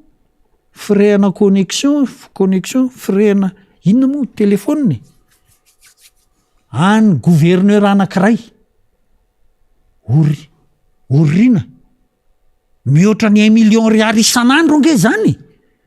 ny koany tsy fantatro na ao anatin'izay ny internet na telefôniny zany fa na mandeha misy minitra tsy akijanona ary io telefôniny io tsy misy an'izany mba tsetsatsetsat tsy aritra fotsiny ino atongavana hoe inona ny tena olazaina ny le hoe fantatro zao fa tsy mety le zavatra tao de aloha mba samy makakely de tsy ho voasazy ange io olona io na mivoaka ary zany fa matoa zany no mivoaka nisy nahita hoe zay ny facture nalefany hoe ty vidina crédit to zay le izy vidina crédit 80 millions ariary tsy ho voasazy akory olona io na mihoatra ny 24 heures raha ny ray andro ny azy satria raha isa ministra ve tsy de zany mampimely izy rina eny ary maraparana azy sika fa raha vao miresaka ko isika zany hoe volana septembre de akoatrany hoe rentrée sy ny sisa dia miseritra raisam-pirenena février ny firenena mikambana assemblée générale Nations Unies Madagasikara de mpikambana fena ao anatin'ny firenena mikambana inona no teneniny mpitondra malagasy eo anoloana ny tribune ny Nations Unies raha hoe andray anjara am'izany tokony mandray anjara aloha satria hoe mpikambana feno ao anatin'le izy amelesona andray ve nyzao tontolo zao hoe zay nanao an'zao zay nanao an'zao sa hoe inona indray no tenenina manoloana an'izany hoe tribune ny firenena mikambana izany raha ny daty aloha zany manomboka ny 13 septembre io assemblée générale io de misy programme be de be misy fandaram-potoana be de be aona mba fahitany Andriamatoa Mbotarson alleluia any izay zavatra zay misaotra ny rina nampatsiahan'izay fa izany zavatra zany io assemblée générale ny firenena mikambana ONU io eo kaikikaiky 15 septembre eo foana de misy fivorina préparatoire amin'ny région amin'ny Madagasikara moa zany de aty amin'ny SADC de aveo amin'ny Union africaine de zay vao miakatra makany amin'ny ONU fa zao zavatra misy aloha ny tenentsika Madagasikara gisitra eran-tany mahantra indrindra ny olona miakatra tribune ery amin'ny firena mikambana olona manakolazaina mba nahavita zavatra tsara ho raisin'ny olona modely ho any amin'ny fireneny ka manakolazaina inona arany de manontany anao koa zay mantsy samy manontany zay tsika Iakatra hoe- apetrako mihitsy mantsy hoe tsika legistra mahantra indrindra eran-tany tsika le firenena tsy tandalana vo mivoaka eran-tany zao hoe to tafakatra mihoatra ny 30 mahery ange le maty tany akongo rine zany zao a vo ivoaka amin'ny aino amanjery maneran-tany vo mitsangana ery zany ianao de hoe tany amin'ito le nisy faty olona be fa tsy atoko isan'ny olona fitsarana ka inona zany a le tena hoentinao ikabary sa hoe zay a mampiasa Wagner koa any a Madagasikara le expert militaire russe Rusiana mahatonga ny teneny zany hoe Wagner sa tsy Wagner le izy aloha zany alako tsika zao privé mantsy ny andraso aloha andraso aloha fa hitatsika tamin'ny sary ange le teny faravohatra le teny amin'ny tranon'ny président Ravalomanana le niresaka tamin'le le olona teo anaty tomobile ka raha tsy ireny ny Wagner que ça lui ressemble ozy ny fitenenana fa zao ny zavatra misy rery vahoaka malagasy de zao tena miova ny sehatra iraisam-pirenena ara toe-karena tena miova ary zao ny zavatra mitranga mantsy de zao tamin'ny fotoana netim-boan'ny président Rajoelina nitondra firenena malagasy azo lazaina hoe mbola tsotsotra ihany ny zavatra nitranga naneran-tany mipetraka tsara ny toe-karena eran-tany a mipetraka tsara ny famatsiana ara-tsolika nazava tsara ny prix ny sécurité ny lamina arak'izay tokony ho izy fa izao sady ny vidy-tsolika vidin'ny énergie rehetrarehetra mihetsika daholo ny vola fandraika amin'izany lasa me manahirana ny teneniny tadiditsika hoe lasa tany amboniny vidin'ny euro ny vidin'ny dollara tsy haiko tamin'ny ray volana angamba zay sa 3 semaines satria maninona de betsaka loatra ny déficit budgétaire tao amin'ny faritra Europa ary de efa nitenenany firenena Alemana amin'ireo mpikambana sasany hoe ianareo tokony ho ahenanareo mihitsy ho fehezinareo tsara ny déficit budgétaire fa samy mafana fo hoe anao an'izao ay tsy manana an'le vola akory de lasa miteraka fasahiranana midina ny anina miteniko satria Alemaina ny ekonomia voalohany any Europa ny teny ny Alemaina hoe ny firenena frantsay mba angatana tsy hanao politika ny affaires étrangères manokana ho azy fa tokony mba hiaraka amin'ny Union Européenne de ohatr'izay le izy ka inona le ho ambara amin'ity hoe 13 septembre any New York ity de tsy fantatritsika fa zao tany amin'ny sadeka ny ministre ny affaires étrangères malagasy ohatra ny hafahafa le zavatra nyteneniny tany fa ny zavatra navoaka ny sadeka aloha de hoe maromaro ny olona tsy mahalo cotisation ato amin'ny faritra sadeka tany amin'ny Union africaine to tsy hitatsony ny efa rany inona ny kabary ka tsy fantatra hoe ary efa nakany amin'ny Macron izy zay foana mantsy le fombany ko melohany akanesany any New York de makany amin'ny frantsay izy aloha dia eny ary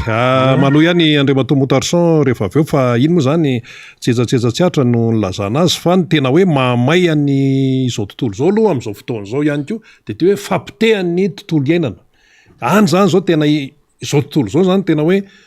mitotona any mihitsy hoe tena ifatrarany hery rehetrarehetra zany mepotika ny tontolo iainana ny eto Madagasikara io ndray zao ny hoe paraka ny tsy manam-petsotsa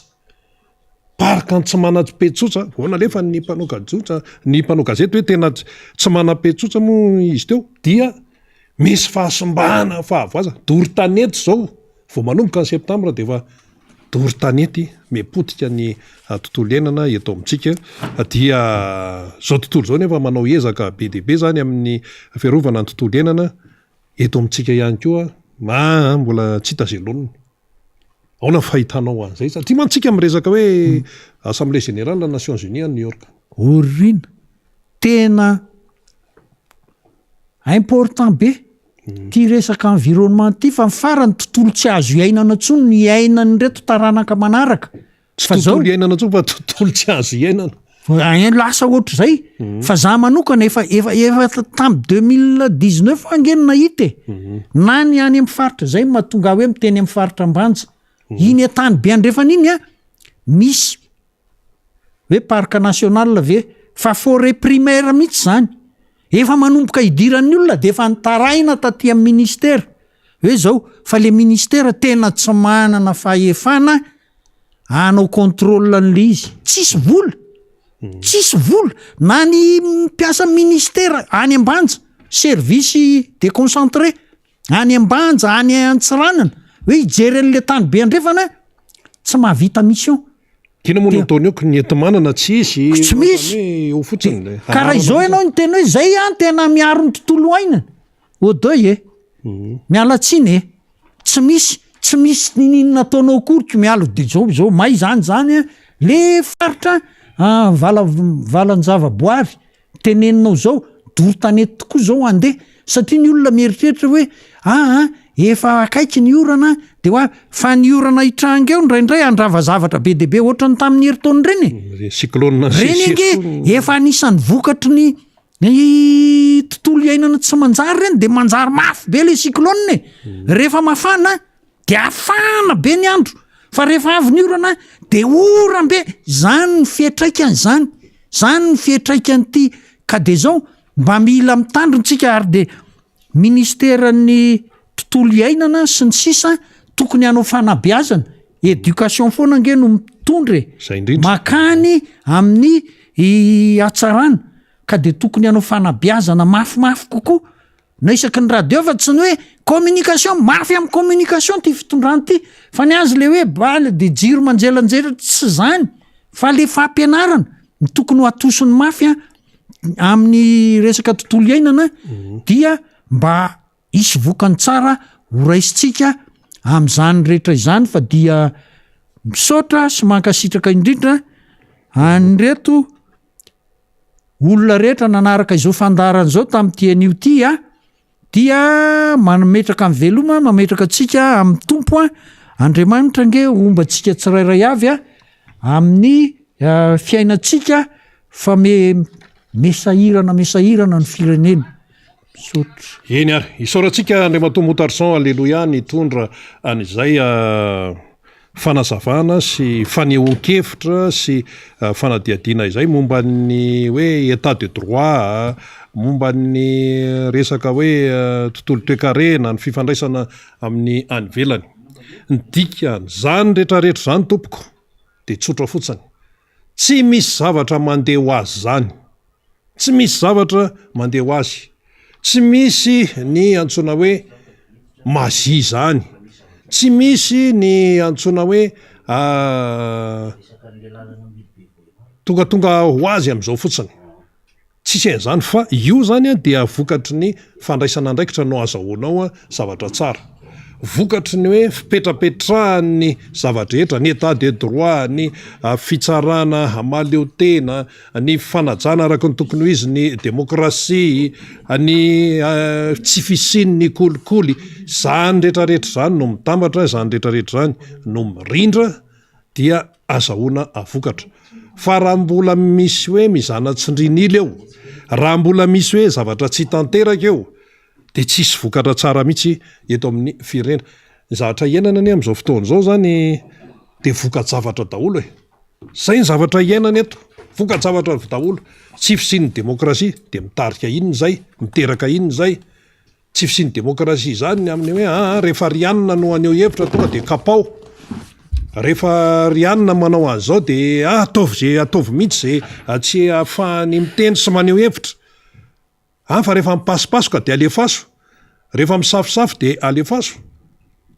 Ka tsisy fandrosoana mihitsy. Isika nefa miaina ato anatin'ny firenena tsy maintsy miara-miasa amin'ny any ivelany, de tonga ny fivoriana any ivelany any de eo fotsiny tsika nefa fantatry ny olona daholo ny zavatra misy eto amin'izany Madagasikara zany. De inona mahatonga izy tsy misy fitiavan-tanindrazana, zay zany de tenenina foana tsy misy fitiavan-tanindrazana fa de fitiavatena no opetsaka ao anatiny. Io moa lefa teneniny sasany misy ve maromaro, fitiavana ve oity, vila, voninahitra, vola, mety misy ve hafa fa za tsy hiteny fa atsika rehetra no misaitsaina zay ka zany rehetrarehetra zany dia teraka tsy afandrosola. De ahoana zany reo le ina moa te filazan'ny député ny tia many Antsirabe azy, reo belelo kely, anahoana zany reo belelo kely ny gasy, reo akizy any hoaviny eny ary. Zay ny momba an'iny efa tonga eto namana Faniry Razafy Manantany, miaraban'ny Faniry tonga somatsara ato anatin'ny fandarana miara-manonja MBS Radio Bada. Efa maromaro zavatra ndresahana teo ianao ihany koa mola mananjavatra ambarany da hoary satsisy. Eny ary misaotra rina sady miarabanao miaraba ny teknisiana zay ao ambadiky ny sary sy ny feo zay mampifandray atsika manerina izao tontolo izao ny any ampitan-dranomasina zay tsy misaraka amintsika dia anaovana kokoa ry zareo ny Maurice zay miaino atsika sady miasa mampiasa écouteur amin'ny telefona YouTube de miaino atsika rina ny any Canada any ny any France marobe reo namana mpiray tandrazana zay manaraka ity fandarantsika ity. Ny eto atandrazana marobe ihany koa isika ary de anaovana kopakopatana tsy aro voatanisa fa ny fiarahantsika de fa zava-dehibe. Ny namana tsy amin'ny Radio Mada zay miara manatotosa ny fandarana amintsika ihany koa dia arabaina izy telo menada Robena Nomsa ary Malala. Ny vaovao sy ny endriky ny fandarana rina maro de maro ny zavatra horesahana. Efa andalana tsy lavitra koa ny député Fetra Ralamozafimbololona kapitaine d'équipe ny soloam-bahoaka eo anivon'ny antoko tiky Madagasikara amin'ny anteny meram-pirenena zay iara-dalana amintsika rehefa alarobia tahaka izao. Ny fanazava-kevitra samy hafa koa efa nentin'ny tonton Mota teo zay sady anaovana ara-bazy no isaorana fanio-kevitra satria manana foana zay anjara fitenenina ao anatin'ny fanabeazana filazana ny marina izay ny mpamakafaka sy ny mpiara-manentana eto amin'ny fandarantsika de isaorana ny tonton Mota izay fiarahany amintsika izay. Akoatran'izay ny vaovao arotsatsika zany de hoe tsy mitazapotsiny ny zava-misy satria tonga de any Kongo no andeha avy hatrany ny amin'ny any Ikongo ny antoko tiky Madagasikara talirian'ny filoha nasional zany antoko zany dia Marc Ravalomanana fa dia rehefa nitondra zay hoe fahitany zava-misy zay tamin'ny fanambarana nataony tamin'ny herinandro lasiny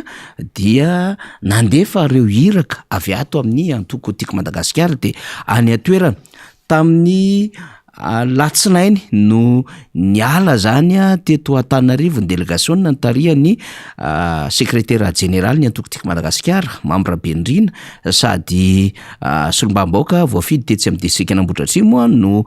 questeur fahatelo ny anteny meram-pirenena niaraka ny député Gérard Andremolaina izay solombam-bahoaka ny district Navaradrano de omaly ariva be voatafiditra tany Kongo ry zareo. De ny communication moa zany fanaovako tamin'izareo de tena savolaina misy ny tamin'ny lalana 70 kilometatra eo fanalaina nanomboka tamin'ny 7 maraina angamba izay tokotokony tany amin'ny tamin'ny 7 hariva tany nalatsaka voatafiditra tao Kongo délégation zao hitantsika zao zany ny lalana zay any Kongo nalefa ny namana ny mpanao gazety Yasina moa zany Sirmano miara-dalana amin'ny délégation any atoerana ity ny fiaran'ny député Mambra Bendrina tsy lavitra ny fiaran'ny solombam-bahoaka Gérard Andremolaina mijery zany ny fomba zany idirana va zay niontsana zany ny hidina andalana zany tsy maintsy mijery de mandamina ny lalana zany miaraka an'ireo zanatany any toerana ny délégation avy ety amintsika tsy fahavaratra ary zay le hoe manansarotra ny lalana ny député Brunel de efa any toerana melo fotoana manohy io raha sy diso afaly ny mpakasaritsika zany io amin'ny sary io moa zany ny député Brunel lefa tafiditra meloa tany toerana zany fa izy moa zany tompo tanàna raha teo voafidy tany toerana fa ho an'ny solombamboaka tiako Madagasikara mamita didy amin'ny fiarahamonina ary mitondra ny teny fampionona tsy izy mbola tsy reto sareto faly tsy izy mihitsy reto aloha zany fa rehefa aveo vao resahany reto sary reto satria fionana tamin'ny mpiatroka ny antoko tiako Madagasikara reto sary reto fa mitondra ny teny fampiononana an'ireo manamanjoa ary de makahery an'ireo maratra zay nataon'ny délégation nany toerana de mamatatra mijery ny zava-misy anko zany ka vao vatany tonga dia tany amin'ny hôpitaly zany ny délégation nantarihan'ny député Mambra Bendrina sy Géry Randrembolaina zany araky ny hitantsika amin'ny tsara zao dia mamangy ny any amin'ny hôpitaly député Mambra Bendrina hitantsika amin'ny sary raha ny vaovao nampitainiasina zay mpanao gazety miaraka amin'izy ireo any toerana miaraka amin'ny député moa zany de hoe eo amin'ny 320 eo ny any amin'ny hôpitaly reto le voatifitra le voatifitra zany akoatry nefa ny evacuena any fanadina zany de hitantsika zay hoe mbola manono fitsaboan-tena ao amin'ny hôpitaly de reo no nitsidihan'ny solombamboaka hitantsika amin'ny sary zao zany député Mambra Bendrina député Géry zany mitondra an'izay hoe famangina sady mankahery mamatatra ihany koa ny zava-misy zany any toerana ary mitondra ny tenin'ny filoha Marc Ravalomanana ao anatin'izao vona tifitra vararaka masakra famonoana vahoaka nataony mitandro ny filaminana tany antoerana izao zany fa de voatifitra teo amin'ny kibony vo maromaro le izy mbola misy sary hafa koa faly le tao amin'ny hôpitaly daholo aloha sary alefatsika zany zay mandeha am'izao fotoana zao fa ny alina zany vao tonga izy ireo de niasa de nitety hôpitaly akoatran'izay ny antoko tiako Madagasikara tany antoerana ihany koa efa nanao fanomanana zany hoe iresadresaka satria moa amin'ny fandalovana eto an'izao ny secrétaire général ny antoko miaraka ny solombavambahoaka any toerana ny rafitry ny antoko tiako Madagasikara koa ara-dalàna tsara dia midinidinika mitafatafa manararoatra ny fandalovana de hitantsika amin'ny sary zao zany ny solombavambahoaka Mambra Bendrina sy député Géry Randrembolaina dia mitafa am'ireo mpikatroka ny antoko tiako Madagasikara any ikongo koa zany miezaka mamatatra ny vaovao ary miezaka ihany koa mamatatra ny zava-misy sy ny fiainan'ny atoko ao anatin' zany distrika zany zao hitantsika izao satria dia trano namana ao anatin'ny distima zany no nampiantranona nafahan'izy ireo nanao an'izay dinidinika mba nitafitrano izany ho an'ny fiainana atoko rososina zany le asa omaly vao vatany vao tonga dia namonjy avy hatrany ny tany amin'ny hôpitaly dia nitondra an'izay teny fakahirezana zay avy amin'ny filoha Marc Ravalomanana sy ny antoko tiako Madagasikara ary namatatra ny zava-misy ny resaka tamin'ireo naratra zany ny arambona avy eo dia nisy ny fiainana manokana tamin'ireo mpikatroka zany zay efa netoerina ny distima zao marainy zao dia mandeha mamanga zany ny délégation avy amin'ny antoko tiako Madagasikara zay tareha Mambra Bendrina sy député Géry Randrembolaina am'ireo toerana zay misy an'ireo manamanjondray Rina Rabe Malanjara tonton Mota ho antsika mpijerim-piaino zany zay indray zany lasa ataon'izy ireo maromaro misy eo an-tanàna de misy zay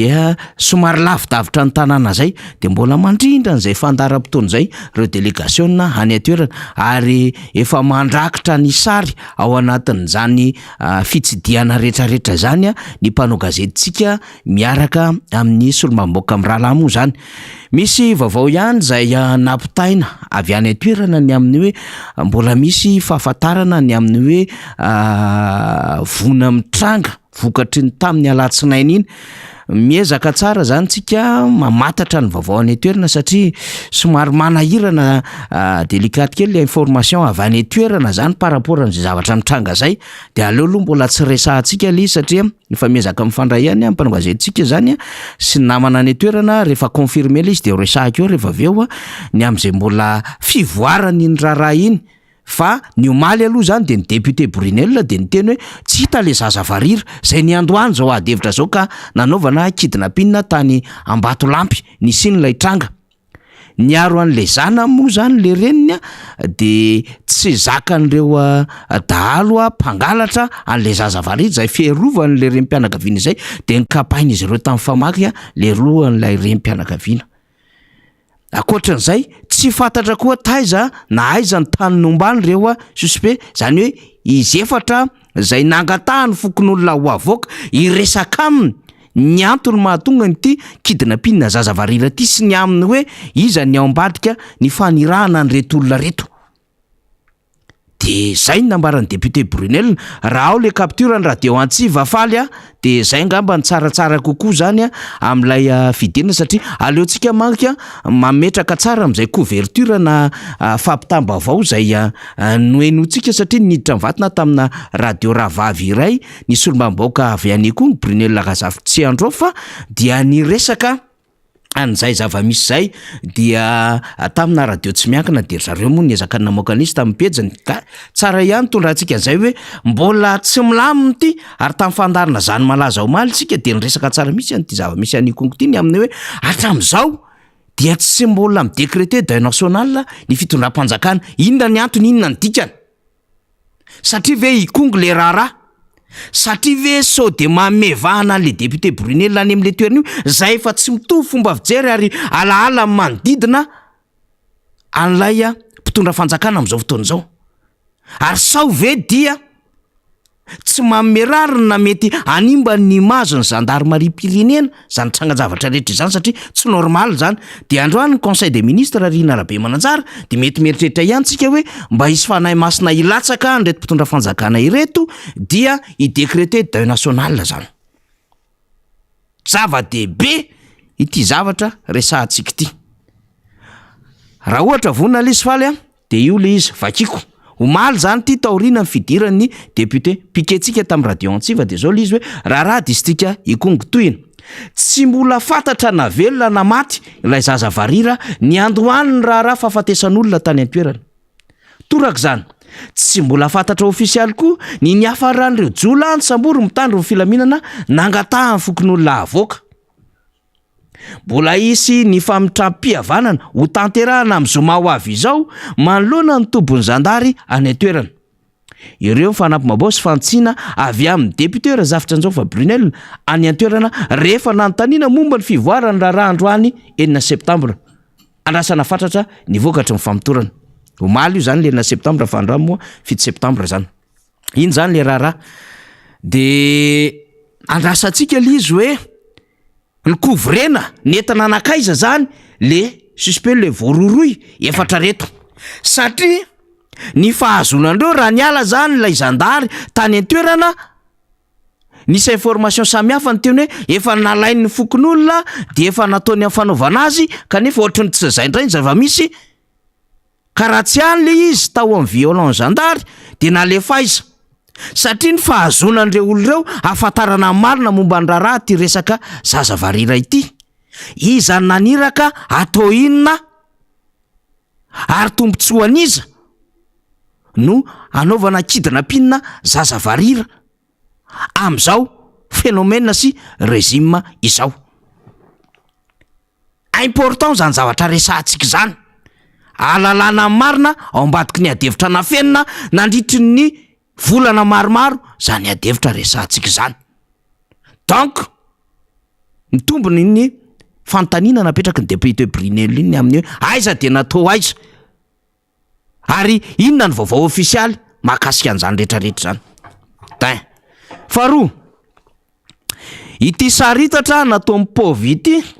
zay nindramo matao anatin'ny contompova zay mpanao saritatra malaza mpanao gazety teto Madagasikara tamin'ny fotoan'andro ankehitriny lasa anivelany pôvy akisankelo faly le sary keo mba makiko azy tsara dia mamperitreritra tokoa de hitantara zavatra amintsika rehefa avy eo. Fa ity le izy fianatra ozy izy pôvy ato. Amerikanina mainty atao hoe George Floyd no maty vokatry ny herisetra nataon'ny polisy tany Caroline avaratra États-Unis. Tsarotsika tsara ity raharahany George Floyd ity. Lahy nanana olana tamina olona anankiray tany Caroline avaratra de nisamborin'ny polisy. De rehefa nisamborin'ny polisy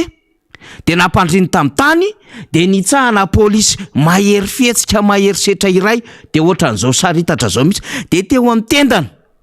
de niantso George Floyd tamin'izay hoe tsy afaka miaina maty ava tsy afaka maina, tsy afaka mirespire zany George Floyd, fa tsy navototra fa nitsahany ty polisy ity finalement maty izy, tonga ny ambulance navotana ny ainy maty George Floyd. Taorianan'iny de nietsika ny Amerikanina mainty ary nandroba ohatrin'ireny Piazo 2009 lundi 26 janvier teto Madagasikara reny. Zany hoe nidona tsetroka manodidina ny tanàna rehetra tao Amerika zay naretry ny Amerikanina mainty. Hoe nao tsekenay zao fa fanavakavaam-bolo-koditra zao satria fotsy hoditra ilay polisy zay nandoalika teo an-tenda ny George Floyd, nanery azy ka tsy nahafahany aina ka nitarika fahafatesana azy. Nefa le raharaha tsy hoe grave be de manahoana. De mitovy ny ka ozy lundi 26 janvier na lundi noir teto Madagasikara satria nirehatra mainty daholo ny akamaroan'ny tanàna tany Amerika, fahatezerany Amerikanina mainty. De nitranga taorian'izay ny samborina izy efatra amin'ny rahalahy le polisy zay niaraka niasa tamin'io fotoan'andro io, fa le polisy nanitsaka zany ny tena nahasazy bebe kokoa, tsy verenako ny amin'iny. Raha hita faly le izy de aseho le sarin zareo, le polisy zany le namona ny George Floyd iny. Maty de natao daholo ny fomba rehetrarehetra zany namezam-boninahitra ny George Floyd satria tsy ara-drarina lay fomba namonoana nahafatesany zany. Le famonoana nataony polisy iray George Floyd, fa tsy hoe maro fa iray. Polisy efatra nanao an'izay, fa ity iray ity zany no tena tratra ambodiompy. Le telo ambony de hoe complice ao anatin'izao raharaha izao. De efa nandeha moa le fitsarana. Nataony mpitandro filaminana dia nandoalika. Io hitantsika io taorin'izay de nandoalika ny aneo firaisaposy fialantsiny ny polisy sy ny miaramila Amerikanina. Ny alatsiny ary nisy fotoana i Joe Biden na volany satria tamin'ny andron'ny Trump mo zany tranga zany de nandoalika teo anatrehany zanaka vavy ny George Floyd. Ny alatsiny ihany koa. Apaisement dikan'izany, endrika réconciliation dikan'izany eo amin'ilay fotsy sy le mainty mba tsy hitatra lavitra ny adevitra. Ary mireconnaître ny adison'ilay polisy nanapatra fahefana tamin'ilay olona ny samboriny nandritry ny fotoan'andro iny. De eo akaikeo, akisankely le logo antsika faly eo akaikeo de nakisaka pauvre kely fotsiny le resaka hoe ikongo. Efa ohatrohatran'izao ny zava-misy maty voatifitra ny olona, tsy mbola nisy ny fialatsiny apahabe maso nataon'ireo tompon'andraikitra. Mbola misy manao fanahon-kevitra ozy izy manahirana ihany aza. Ka androany zany raha ohatra ka tsy mamoaka décret zay nanana opportunité nanao an'izay ny fitondram-panjakana tamin'ny larobiery ny conseil des ministres, afaka naka décret ka raha tsy mbola mamoaka izy androany de tokony fihetsika avy any amin'ny gendarmerie-pirenena ny andrasantsika eo anatrehany zava-misy any Kongo. Raha ohatra hoy aho ka tsy midécréter le deuil national na fisaona-pirenena na fisaona national ny fitondram-panjakana, raha mandray an'ity raharaha ty ho tsy ho raharaha any amina distrika na faritra fotsiny ihany fa ho raharaha-pirenena, de tokony mandoalika eo anatrehany situation ny zandary,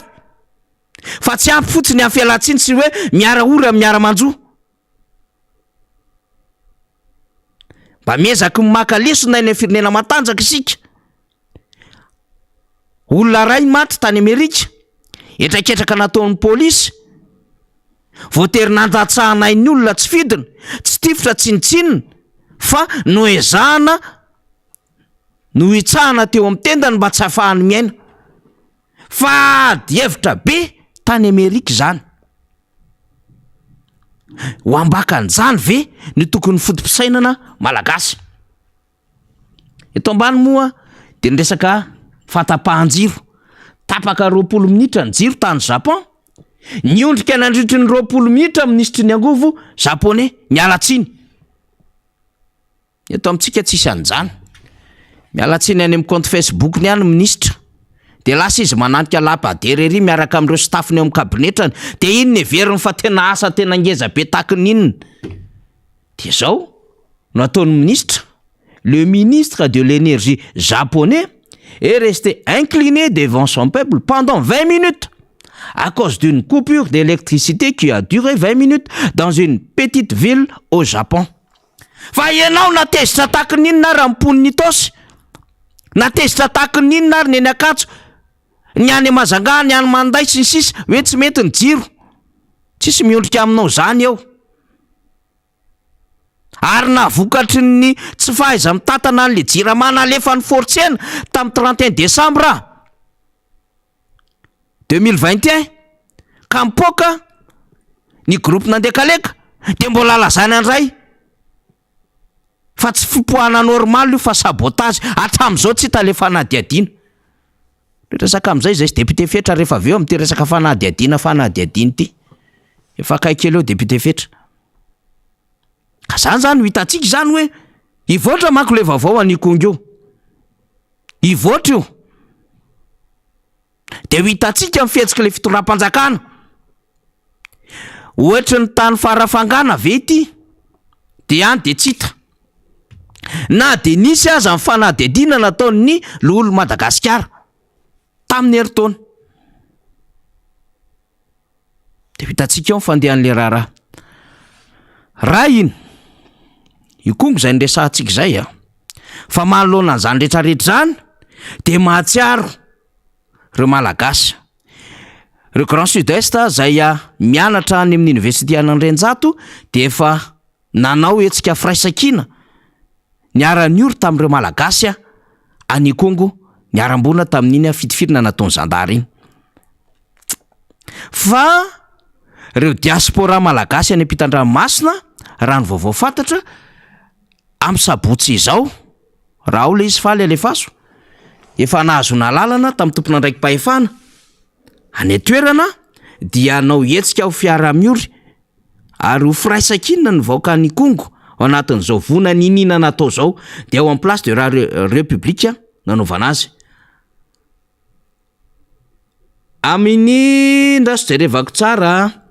amin'ny hita zany izy journée de solidarité et d'indignation aux face à la tuerie perpétrée sur la population à Ikongo, Madagascar.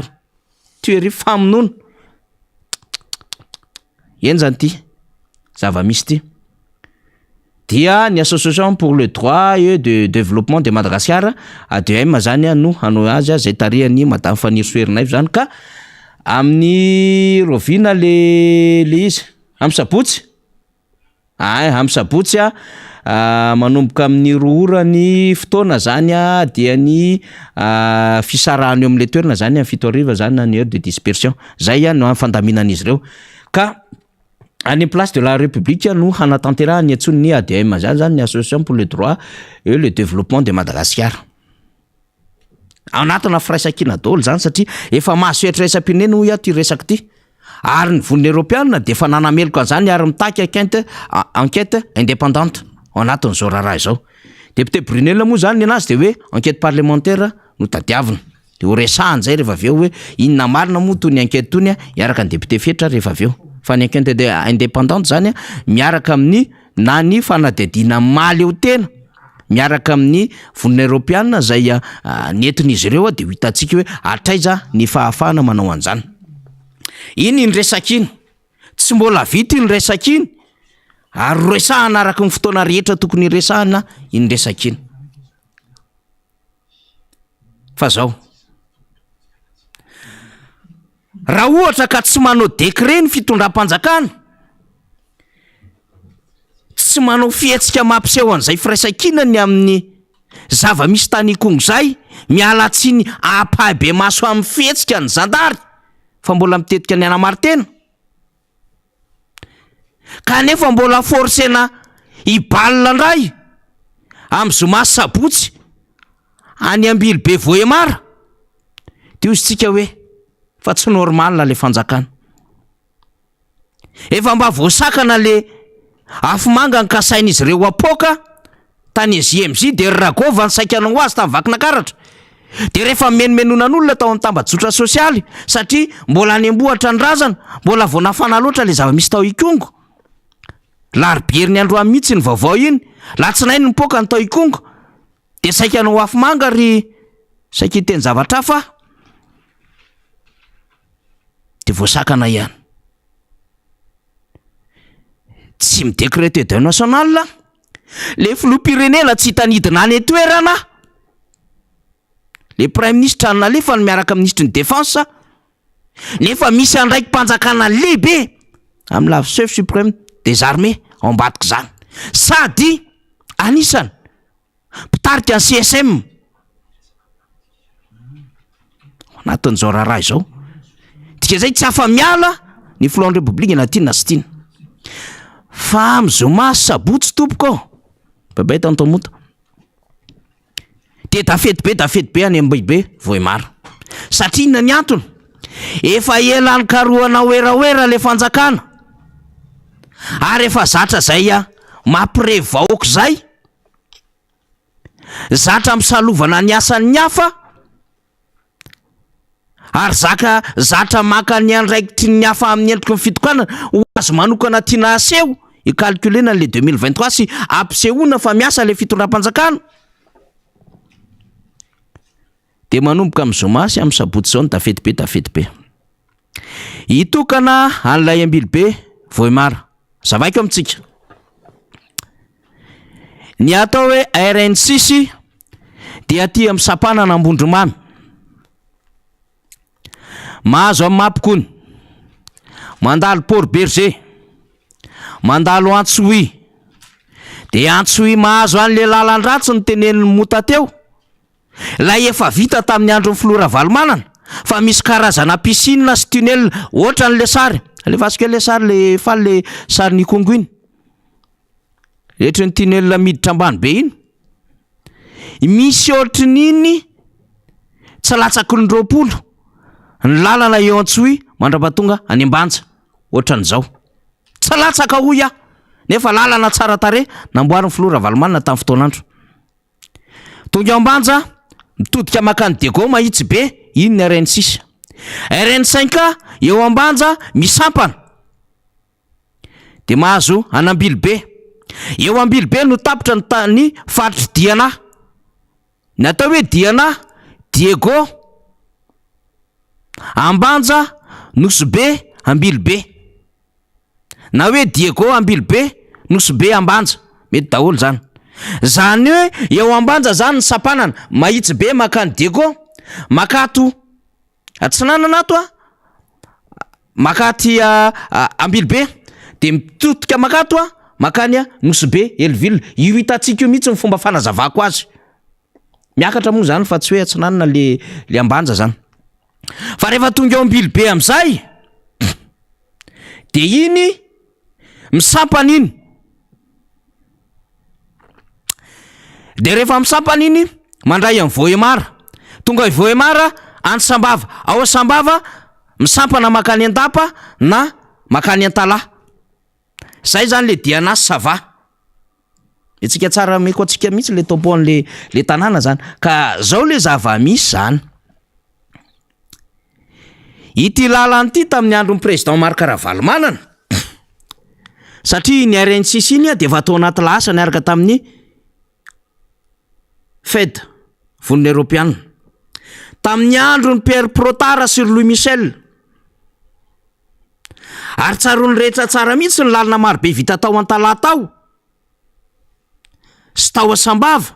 indrindrandrindra le napoka keka tamin'ny fotoanandro Sambava Antala 25 000 ny frais tamin'ny fotoanandro, fa niakatra kely teo ny lasantsy lasa niakatra 7 sa ray alina manodidididina eo le izy. Aitsika eo raha misy diso zay satria vao niakatra réviser le prix zany zao le tsara tarebe, de nahazo niny RN6 iny jusqu'à trany Dego, ary mbola nahazo foana tao anatiny lay faire na fond d'entretien routier. Tao anatin'izay rehefa vita ny RN6 iny nitodika taty amin'ny RN5A, satria azavaiko amintsika misy ny atao hoe RN5, ny RN5 dia miala ty Toamasina makany Maroantsetra, azavaiko ny lalana Tomasina 10 pointy, mahazo an'Saonay Ranovongo, mitsaka makatia Mananara, Maroantsetra mamarana azy. Niarahana tamin'ny volony Europiana sy ny franco-esiana ihany koa zany RN5 zany. Fa rehefa vita zany le taty, iny tamin'ny fanjakana taty aoriana iny a. Fa rehefa vita zany ity RN6 ty, vita le sapanandalana avy any Sambavana ka ny Antala, Sambavana ka ny Andapa, le natao Filomarka Ravalomanana, niaraka tamin'ny volony Europiana, le nanolorana le lambahoany sy le satroka tsara ny protara tamin'ny fotoanandro tokana ny lalana, de tao anatiny drafitry ny anaovana ny lalana Ambilobe Vohemara. Ambanja Ambilobe de efa tao anatiny fikarakarana ny lalana ary efa tsara tamin'izany fotoanandro zany. Fa fikojakojana sisa natao. Nanomboka eo zany efa mahazo amin'iny lalam-pirenena resahantsika iny RN6. Fa nanomboka aty zany Ambilobe Vohemara am'izay azony RN5A dia efa tao anatiny le Dizenfed zay niaraka ny volavolainy ny fitondrany Marka Ravalomanana sy ny volony Europiana tamin'izany fotoanandro. Fa problema de ity, rehefa tonga amin'ny fanonganam-panjakana dia rava daholo ny financement rehetrarehetra sy ny projet zay fa azo teo. Satria coup d'état tsy ny reconnaître ran'ilay transition ny communauté internationale de nitady an'le retour à l'ordre constitutionnel rava daholo ny famatsimbola Madagasikara. De rehefa nisy an'le élection na sortie de crise lany Rajaonary Mampianina de ny reprendre am'izay ny adevitra rehetrarehetra au nom de continuité de l'État. De ny foazina tany ambadika tany am'izay reo projet rehetrarehetra zay taty amin'ny 2008 zay efa vita adevitra. De nentina teo amin'ny volony Europiana zany adevitra momba ny lalan'izany. Fa ozy ny volony Europiana hoe RN6, RN13 débloquenay 213 millions de dollars d'euros. Zafady. Mikasika ny RN5A de mbola ilaina anaovana adevitra vaovao zany. Fa rehefa nisy ny fivoriana taty amin'ny 2015 nahazo taty amin'ny fiandohan'ny 2016, satria fatatsika tsara efa nentina tamintsika teto ny amin'ny hoe misy rafitra eo amin'ny sehatry raisam-pirenena miezaka mifandray amin'ny Afrika tahaka le hoe TICAD, coopération japonaise, de mba nanao koa ny sinoa, nanao ny Rusiana miaraka amin'ny Frantsay, non miaraka amin'ny Afrikanina, fivorian'ny Rusiana sy Afrika, nanao ny Frantsay miaraka amin'ny Fransa sy Afrika, nanao ny Amerikanina, de nisy ny fiaonan'ny sinoa miaraka tamin'ny firenena Afrikanina. Dia any filoha Xi Jinping, filoham-pirenena sinoa niaraka ny Rajaonary Mampianina, ny fampiresaka hoe inona ary ny foto-drafitrasa atao ho anareo ho an'ny Madagasikara. Niniko mihitsy manko nitondra an'ity archive anankiray ity, fa ty efa fantatry ny rehetra tamin'ny 2015. De nentina marobe teo ambony latabatry ny filoham-pirenena sinoa hoe ireto ny anay ny heverinay fa tokony atao Madagasikara. Ay, ndao ary antony nahazoana fa matsimbola taty amin'le karazana rokady zany, na nahazo any Tsarasotra, na nahazo amin'iny Mbotrimanjaka nivoaka tany Andrano-tapahana. De misy an'le tetezana eo amin'ny sapanina Mbotrimanjaka. Ok ary ny adevitra tamin'izany fotoanandro zany. De tao anatin'izay no nanekena an'ilay Ambilobe Vohemara 156 km na 160 km eo. De rehefa accordé iny, lasa aloha ny azakazaka nandamy mazavatra tany Ambilobe Vohemara mitondra tamin'izany fotoanandro zany. Hoe inona marina ny sakana tamin'io lalana io, zay lalana tao anatin'ny adevitra hoe ratsy. De nalaza tamin'izay le hoe baibay gotra. Ny gotra dia fotaka. Baibay gotra zany de hoe baibay fotaka fa ho vita goudron zany ty. C'était 2016. De nandeha fianana vereo ny sary faly tamin'ny fanjakana Soloa. Ato ny sary ngara Jonary Mampianina sy ny filohan'ny Chine. Zay ny adevitra ny anaovana an'ireo foto-drafitr'asa eto Madagasikara 2015 niditra 2016. Filoha mivady ho an'ny Sinoa sy ho an'ny Madagasikara ny hitantsika amin'ny sary. De natao fifanarahan-tsony. Efa aso ny sary. Taorinan'ity. Ary rehefa vita zay de lasa nidina tany marimokotra mihitsy nanao ny fombafomba samihafa lay mpitondra tamin'izany fotoanandro zany. Satria anomboka ny lalana. Akisankely afaly. Raha tsy diso député Mazoasy Fredy ry amin'ny sisindrindry le manao karokaro tsy fantatro. Ministra Ingy Vavy io. Président ny Assemblée nationale Zamaksa, Premier ministre Solonandrasana Mahafaly Olivier, ministra Eric Razafimandimby, reo hitako amin'ny sary reo. Nisy fombafomba natao fa hoe anomboka ny lalana. Tao aorian'izay 2018 hanomboka amin'izay aloha satria efa nisy ny fanaovan-tsony samihafa. Ngia Ulrika Andriantina no ministra tamin'izany fotoanandrano. De ity laya fiomanana hiatrika an'izany tatsika amin'ny sary zao no ministra tamin'ny fotoanandro. De nyroso le izy. De tonga tany toerana ingara Jonary Mampianina nanao pose pierre nanametraka ny tsangam-bato. De zao ny soratra amin'le izy. Travaux de réhabilitation avec bitumage à Ambilboe-Voemar de la RN5A lancé par son excellence monsieur Jonary Mampianina, président de la République, en présence de monsieur Christian Tsay. Satria efa le gouvernement tamin'ny marimaritra iraisany io tamin'ny 2018. Premier ministre chef du gouvernement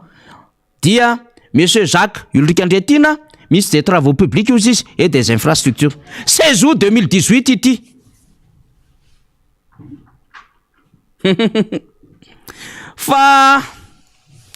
rehefa lany ry manam-pahaizana tonga 2019 de misy irany raha mora favorian'izay côté tsy misy 0/10. De ny côté tsy misy 0/10 le iezaka rehetrarehetra nandalo tany amin'ny président Didier Ratsiraka. Président Zafy koa ny asa ho an'ity. Fa ny problème amin'ny président Zafy efa tany amin'ny Fed. Ataoko hoe 5 sa 6e Fed. Nandeha zay adevitray. Problème amin'ny président Zafy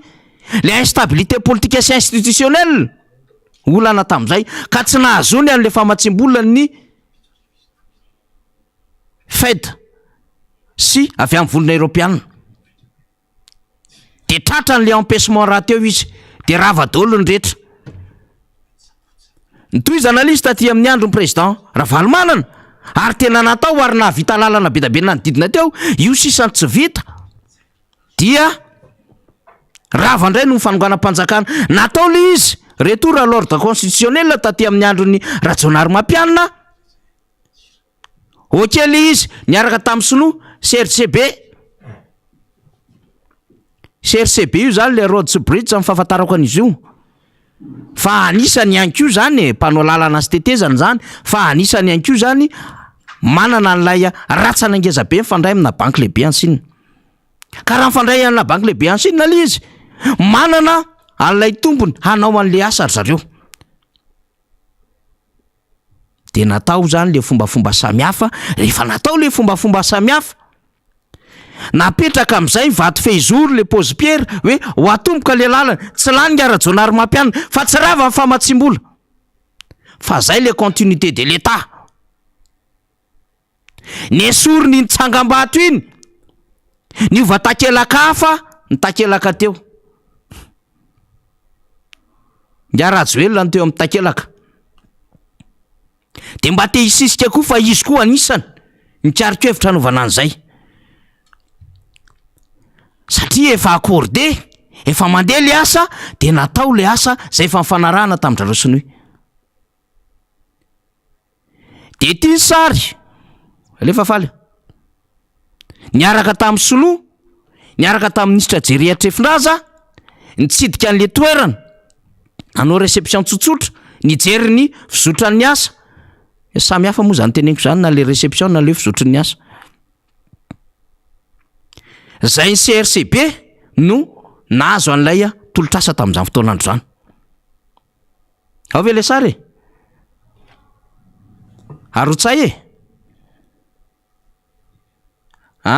Efa io le pôziperan'ny président Rajaonary Mampianina sy Ulrika io, fa le anankiray le mitondra banderole menamena be, le voafarany teo.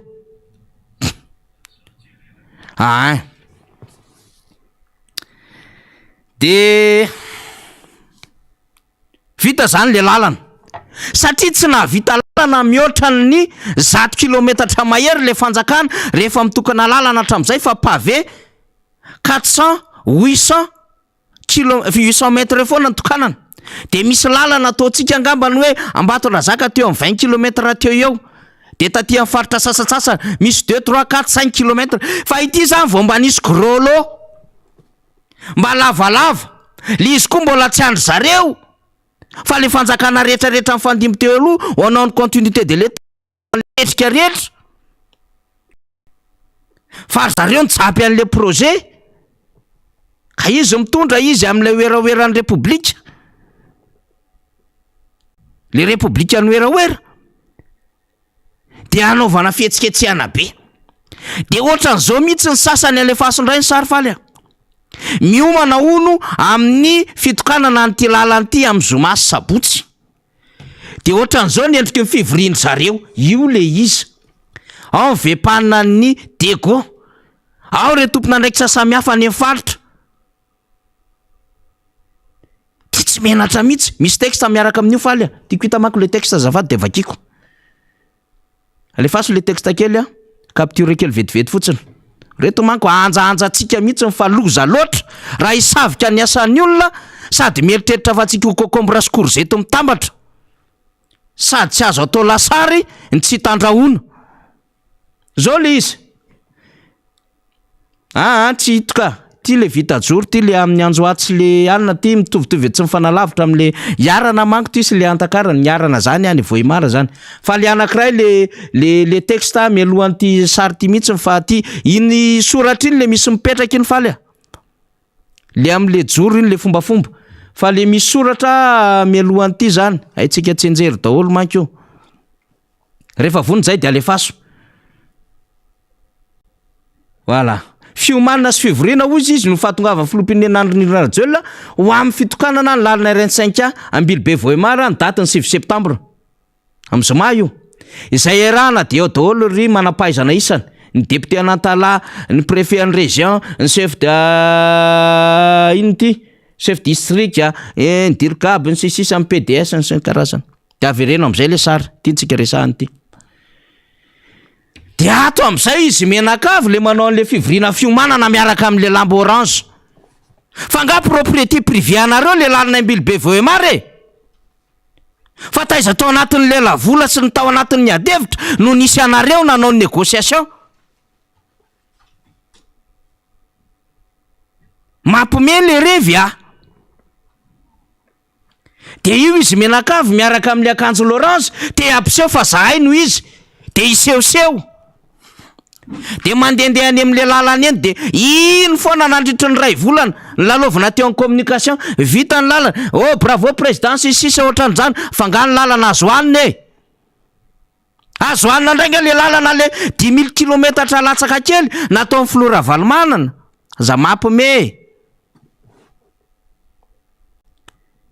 De mizesizesy ry sasany makasary amin'le lalana hoe io hoe fa nahavita. Dio zay minime rien par rapport ny lalana nataon'ny Rajaonary Mampianina, indrindra nataon'ny Andriamatoa Marc Ravalomanana. Io zany mba lalana lavalava vita an'ity régime ty, ary mbola tsy izy madidio ary nanao ny accord rehetrarehetra, ny négociation rehetrarehetra, fa mbola mifanjakana teo aloha. Zay nge le zava-misy e. dia amin'ny zoma fahasivy volana septambra ideadehaka iseho milaindray de alefaso am'izay le programme iny faly de io ara le izy na avy ankitiny vita lalana RN5 Ambilobe Vohimara akoatran'le joro iny tsy vakiko joma 7 septambra ozy izy amin'ny folo raisina amin'ny aéroport Vohimara président Rajoelina de mivatana antambarina andriny de mitotoy iny tsy vakiko iny de mandeha am'izay discours musinezina de arahana totorepika de misy artiste ao iandry Jerry Marcos moa tsy miala mihitsiny nga taxa olo fotsy rasy diso de mitoy aty ambany be aty misy balle zany ny fotoana sy ny sisa andeha Ambilobe fitokanana lalana RN5 de fanampahana ribon faharoa zany hoe bon aty ananina zany le ray Vohimara zany le ray ty dia tonga le izy mandeha resadra manontolo de misy discours iarahana amin'ny président de anafana ny fotoana Wawa Zandramed Farajan sy Marcos Jerry zany zay le tian'ireo atongavana eo mamorovoro eo de adiny jiaby ny problème lavany adiny jiaby ny problème jirofo adino le zavatra rehetra ikarakarana amin'ny fiainam-vahoaka anangana orinasa anao karaza zao etanol aty Ambilobe sy ny sisa eka vato fototra any ao tsisy nininao fa ity lalana 156 km ity ou bien 160 ity nde idediafana andray ity nefa efa niteneniny teo anivonkonao hoe sy ny FFKM hoe aoko zay ty fisesehona zavatra tsy mitera-bokatsoa ity fa sahirana amin'ny vahoaka fa elo zany ry azon-damosina fa tsisy mirarahany zany fa nataonay ihany ny ataonay zay tsy maintsy mirevy zay tsy maintsy mifety ary zay tsy maintsy angaladia amin'ny endriky ny propagande fa io na tiana azy tiana 2023 ny anay fantatray ho any reto zany de avy manao akanjo orange manao an'le fivoriana fiomana fangahan'ny orange io lalam-bahoaka io vola verin'ny malagasy io miaraka amin'ny artiste sy ny rehetrarehetra andany volotrininy de tsy menatra mbola misy problème ry Kongo ny olona mba miazakazaka any ohatry ny ataony tiako Madagasikara na lavitra ny lalina de ndora ngatsika hitondra ny teny fampiononana fitaony iraka ozy président Marc Ravalomanina fa mijaly ny vahoaka fa za tsy afaka makany betsaka ny adidy amanandraikitra miandry eny ara ny fitsinjarana andraikitry ny antokotiko Madagasikara solomamboaka Mambra Benina zay rirandrembolaina ny lasa ny toerana am'izao fotoana zao mitsidika andreo manamanjo mamangy manao ny fomba mitondra ny teny ray aman-dreny fa ry tsy mirarahany zany mihitsy afy mangara saika apoka ny tatsy Atsirabe mbola tsy mikatona fery tapabolana io mbola andeha irevindray any Ambilobe Vohimara ny antony so de laozany ombo miaka ka amin'ny lalana koa moa tsara manamarika atsika fa tia mandry amin'ny lalana ny omby any amin'ny lalana Ambilobe Vohimara iny mafana koa le arabe de amin'iny matoritory amin'ny ala de raha ohatra za mitondra fiarakodia anao ka tsy mahay de midona amin'ny omby zany lay fanahany lay fanjakana zany le toetra n'le fanjakana de mihevitra anao vahoaka sady kokombra sy korzety mitambatra ka tsy tatao lasary tsy tatao loka de ho fanifanininy eo ianao vereverejiny eo ianao araka ny fomba fiteny avy any Atsimozay de tsy niarina dolo fa ndao tadiavintsika hoe inona dolo ny promesy nataony tao Ambilobe ny tamy Vohimara tateraka ve zany fa ny lalana tompoko raha ohatra ka ny lalana nireriavanareo tsy anareo no niketrika an'io de ozy lay Ragova zay hoe eny ka samy misy daholo ny ekipa fa mamony baolina ihany ny fantatray fa nga misy baolina maty aho raha tsy misy ekipa ny volavolaina raha tsy misy regroupement natao ary raha tsy misy ny fikolokoloana sy ny adevitra rehetra natao na azona n'lay hoe hiatrika lalao aritsika ary raha miteny koa ianao hoe baolina maty tsy olona ray milalao baolina fa olona marobe noho izany manetretena de nda nanao visaorana amin'ny amin'ny sabotsy Andriamatomary Karavalimana nanokatra ny adevitra président Zafy Albert Ngara Jonary Mampianina sy ny fomba rehetra natao melohany nanaovana an'io lalana io tamin'ny 2016 ka raha manao fomba zareo amin'ny anjo ate sy ny sisa ankarana ny antakarana sy ny sisa efa nisy ezaka maro be tompoko nataony ny hafa teo alohanareo fa io moa zany le mba lalana lavalava vita ary tsy havita mihoatra an'izay tsony amin'ny mandat tsy isy na RN13 na Ambatondrazaka ny Ambatondrazaka zany RN44 zany lava be zany fa tsy io karazan-dalana kely resahana io na RN6 na RN10 na 12 mbola sarotro zany ka io zany no mena endrika mafy be mihitsiny ahafahana mangalaty sy mioma tena den'izao ary efa lasa satria campagne permanente ho an'ireo isan'andro ireo de fampelezan-kevitra de enondray tsy maintsy anao fampanantenana vaovao ndray any Ambilobe sy any Vohimara amin'io zoma sy sabotsy io zay natao hoe fitondrana andro rajoelona tsy mahazo aina raha tsy moeraoera ary les fabrications de marque de les répression c'est intimidation an'izay te hetsika ka miteny hoe tsy mety ny ataonareo zany zava-misy ho avy eto député Fetra mino fa manana kolazaina amin'izay fa eo ampiandrasana koa antsika io ny vaovao ny RMDM satria izy valandresako amin'ny mpanogazety zay ataon'ny RMDM manoloana zava-misy mafana eto amin'ny firenena amin'izao fotoana izao dia ho ampidiriko eo izy fa efa eto akaiky eto député Fetra za moa nanao fampidirana fotsiny fa manadiny raha io zay sy député Fetra ijidy tsy tia ny any zanak tamatavy ndray reo fa eo zay manana ilaroa baka zahay io efa tonga eo député Fetra miraba député en forme tsara anao hatreto en forme tsara isoran'Andriamanitra manafaniry dia misaotra amin'ny fanomezana fitenenana dia manolotra ny arahaba ho antsika rehetra manaraka ny fanzo fandarana zao tsy adino ny namana efa nandray anjara teo ao tonton Mota ao ihany koa mpanao gazety Rina Rabe Mananjara dia ny teknisianina rehetra ao ambadika ao izay mapita izao fandarana zao ho tonga any tokantranontsika tsirairay avy any any anaty fiara any anaty taxi be any amin'izay toerana misy antsika rehetra any ka dia ao anatin'izay ihany koa nitondrana sy anaovana kopakopa tanana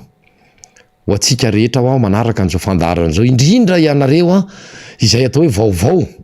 amin'ny fanarahana izao mialatsiny tompoko vaovao amin'ny fanarahana izao fandarana izao tonga soa ianareo ao ianareo izay tsy mitsahatra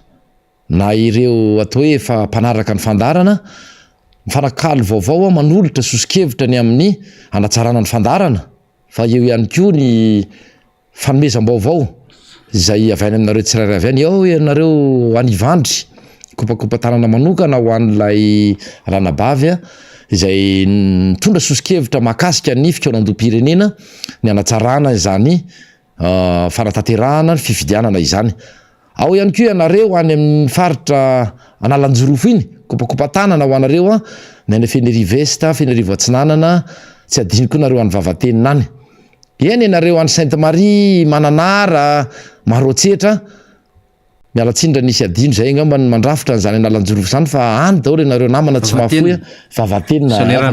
Sonerano Vongo no adiniko teo zay indrindra maty fa any paritaka any any amin'ny Rasomotra any de samy tsara daholo tsika any tsy manao veloma akory fa mbola vo arabany atao hoe karakory akory laly de ny farany dia namana sy tapaka ny Tomasina any izay nisy ny antso ateo hoe tsy mahafoy ny fandarana fa dia manaraka kaiky mihitsy ary misaotra amin'ny fanoharana satria raha tsy misy ny mpanaraka inona moa ny antom-pisina eto fa dia saorana daholo zany rehetrarehetra zany inona no ambara inona nrakoranantsika ny any aketo inona va be dia be maro edy rakoranina fa ndrasy malao ataontsika afarafara ny resaka fokotany satria iny zany efa zary efa hoe mahazatra ny député Fetra mitondra ny vaovao ny voafokotany samihafa mba hampamailo antsika ary anindronindronana ny zava-misy mihodina ambadimbadika any fa za député fetra te tondrahadevitra ohatran'izao satria le raharaha kongo io manko efa mirotsaka ndray sary manantanteraka amin'ny fomba zany amin'izao fotoan'izao miona an'ireo olobe tena olobe any toerana zany a ny solombavam-bahoaka ny Madagasikara Mambrabendrina sy député Gérard Andrembolaina zany efa mirotsaka ny sary de hoarotsantsika rehefa aveo fa mbola mandamy masikely a miaraka amin'ny faly eo ambadika eo Syry Lalaina zany a de Verneto rehefa aveo fa ny député Brunel moa zany de nangataka an'le hoe enquête parlementaire ny volony européenne koa de nangataka le enquête indépendante fa raha ity enquête ity moa zany anivon'ny Assemblée nationale député Fitra ianao solombavam-bahoaka de ny aminao hoe efa nisy ny enquête parlementaire momba ny télécommunication misy ny enquête parlementaire momba ny volamena fandranana misy ny enquête parlementaire momba ny fiakarana vidim-piainana misy ny enquête parlementaire momba ny ravinala airport momba magrama sirama misy ny enquête parlementaire momba ny raharatany mamaivay io moa le binôme manao io tarika an'iny nienjana ka misy ny enquête parlementaire nko ndeha ataoko hoe enquête ve fa misy an'le hoe mise en accusation ko les commissions de mise en accusation commission de mise en accusation zay mandeha makaty amin'ny dossier tokony andeha ACJ zay fany satria zay ny procédure ny ACJ tsy maintsy saisir makaty amin'ny parlementaire zany ka andeha le adevitra iny izy iny tato amin'ny olo Madagasikara de efa nanao fanadidina zareo mahakasika ny tuerie tany farafangana tao amin'ny fontsy mahakasika ny doublan mahakasika ny fampidirana fitaovam-piadina nanjaviny ediny anaty tiroara ke karakory député Fetra mbola eritreretantsika indray fa hoe isy enquête parlementaire par rapport am'zany masakra hoy ny député Brunel momba ny raharaha kongo zany eo atsika am'resaka zany zao alohan'izay nefa dia mamela namana faniry sy ny mpiaino ajaina anome ifampizara vaovao aloha ary anaitra ny saitsika rehetrarehetra mahakasika ny zavatra mitrangany amin'ny fokotany misy fokotany roa dia ny anankiray eny amboribory tany fahadimy eny fa mbola tsotonony koa ny toerana aloha misy filoam-pokotany eny dia manararoatra foana zay fahefana ary mbola antony amerenako isaky ny miakatra am'izao plateau zao ny tenako nahany amin'ny aina manjery afa-tsy miankina any ny hoe fahasahina tsy roa amatany no ataon'ireo matotakina izany hoe fionandom-pirenena sy fifidianana fisafidianany vahoaka izay tondra eny fotony eny dia ray zao an'le zavatra mitranga any amin'ny boribory tany fahadimy any tsy nanana any dia misy aloha ny mampanofa ny atao hoe bâtiment mpanjakana na ny trano mpanjakana anaovana famadiana zay zany aloha tsy haiko hoe inona ny tokony olazaina am'izay fa de misy zany ny faharoa dia nangalana roa etsy ariary zany fianakaviana nanao ny famadiana zany de mifantana mipetraka de hoe makaizany vola zany aloha makaizany vola izay nalaina tam'izany fianakaviana zany kena fomban-drazany zany fa ny tena mampametra-panontaniana de mahakasika io ranamany io ihany dia nisy ny fifampivarotana tany zay zany le ataoko hoe fanapara-pahefana ny tiako entina eto amintsika eto tsy fahazakana le fofom-bola hozy namana faniry fa dia tombontsoa manokana tsy misy afa-tsy fikarohana tombontsoa sy fitadiavana tombontsoa manokana no ataony mpanarady izao fitondrana izao ny fitondrana TGV soritako manokana hoe TGV satria ny RD de mbola atao hoe fikambanana mbola vovonana plateforme fa ny tena mpitarika makany amin'ny lalana tsizy ny any amin'ny zava-misy amin'ny fiainana andavanandro eto amin'ity fireneny ity manao toetra mamoehatra dia ny avy ao anivony zany TGV zany satria inona ny nataony nisy ny fifanarahana teo amin'ny fianakaviana anankiroa ny amin'ny fifampivarotana tany amin'ny taona 3 sy 4 tany hoany rehefa nodimandry tamin'ity volany ity taona 2 sy 4 zany ray aman-dreny be nanao ny fifanarahana zany dia tamevany le président fokotany nanao hoe manindry io averenao aminay am'izay ny taninay fa efa maty ny avanareo izay nanao fifampirarana tamin'ny ray aman-dreninay ka mila verina aminay ny tany fa tao anatin'ny fahalemenina nareo no nanaroatra 7 taona ty aorina io zany ny ataony tsefofokontany ka misy antony mbola antony fanampiny a hitakina ho iaho teo ny hoe aleon'ny vahoaka ifidy a izay hitatana ny fokotany misy azy tsirairay avy a fa tsisy fampandrosoana fandrosoana mandrak'izay to amin'ity fireneny ity a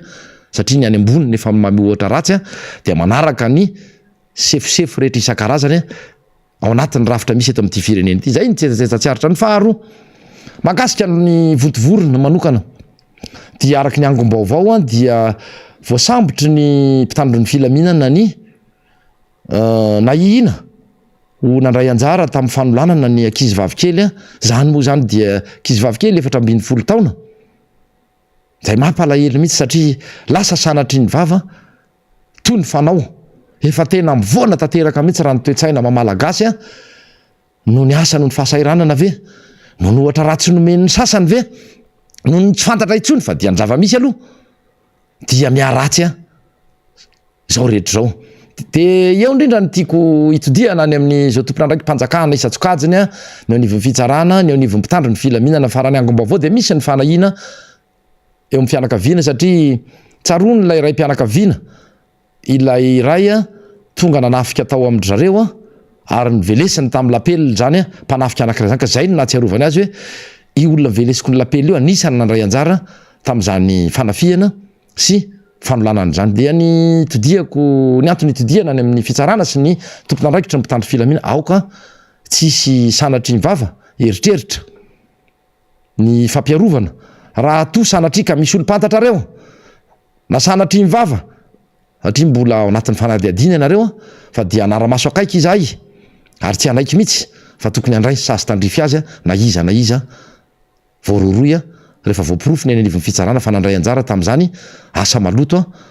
tsy dola makota tsony zany fa tena efa crime zany zavatra nataonareo zany ka dia zay ny vaovao tiako ifampizarana kely ary nitodiako tamin'ny tompona andraikitra isa-tsokajiny iaho tandrify izany fanadiadina izany ny zavatra tiako resahana manaraka ry mpiaino ajaina dia mbola miverina amin'izay foana ihany manahoana ny fiainantsika amin'ny ankapobeny manahoana ny toetoetra ny reto mpitondra ankehitriny reto fa nisy ny resahany tonton mota teo nisy ny resahany namana faniry sy mpanao gazety Rina Rabe Mananjara teo ihany fa tsy aritra dia na efa ty amin'ny andro alarobia ary isika dia ao anatin'izay aloha no hitondrana ny teny fampiononana sy fampahirezana ho an'ny kristianina katolika rehetra manerana ny Madagasikara sy ireo any ivelany ny amin'ny namoizana ny fahalasana ny eveka na Tsirabe izay mbola nandray anjara tamin'ny famaranana izany sy fikarakarana n'izany fionamben'ny tanora mikarakaraina tany Tsirabe zany ka dia mampahery anareo rehetra ny kipa eto amin'ny miaramonjy amin'ny anarany nisy olo-mavomboaka tiako Madagasikara ny manarak'izay dia tsy haiko ny tsy resaka satria efa nampidiry ny namana faniry teo ihany ny mahakasika ny dian'ireo namana sy olo-mavomboaka zay teny saorana era-po era-tsaina saorana mitafotafo no atolotra azy miralana atao hoe mbola tsy tafaverina eto atoerana ary izy ireo tamin'ny fitondrana ny zay voatsirambon'ny tanana zay fititsimbahetra nataony taty anivony tiako Madagasikara sy ny filovam-bahoaka tiako Madagasikara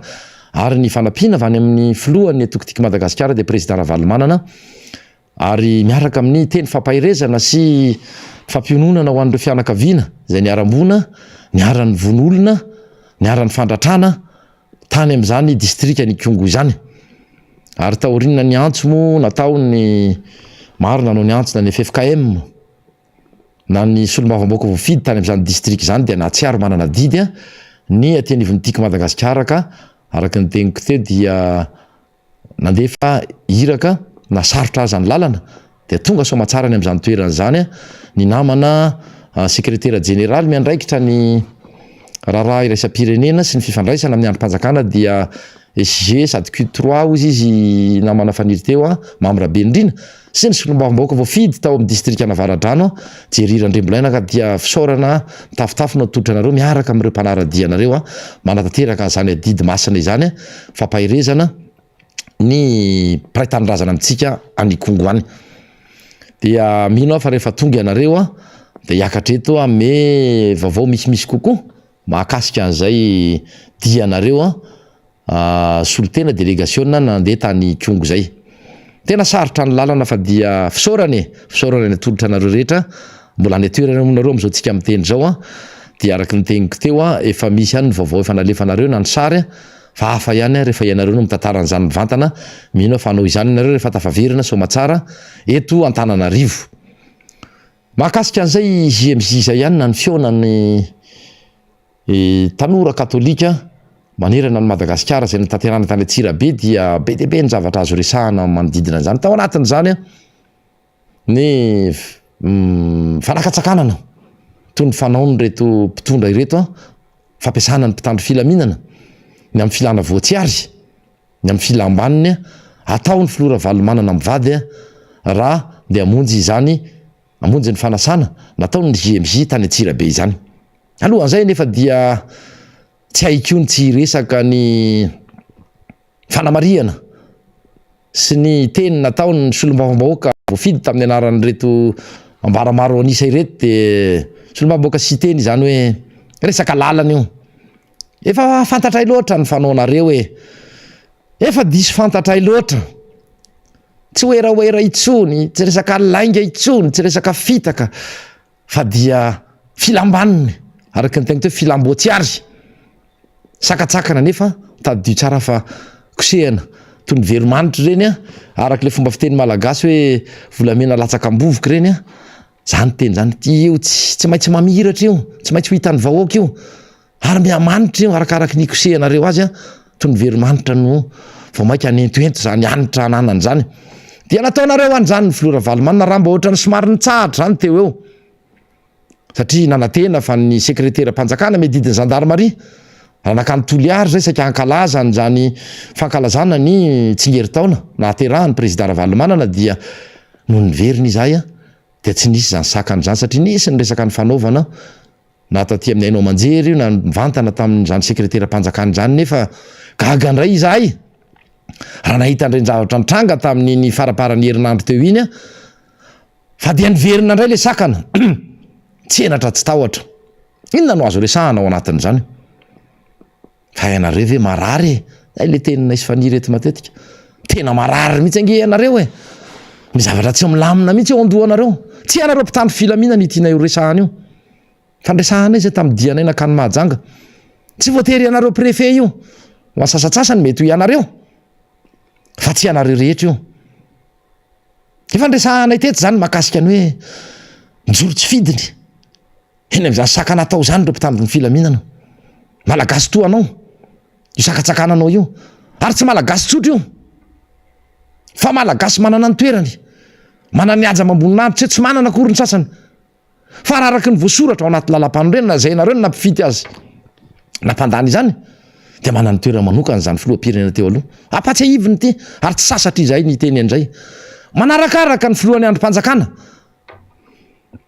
dia ny filoham-pirenena teo aloha raha resaka laharam-boninahitra io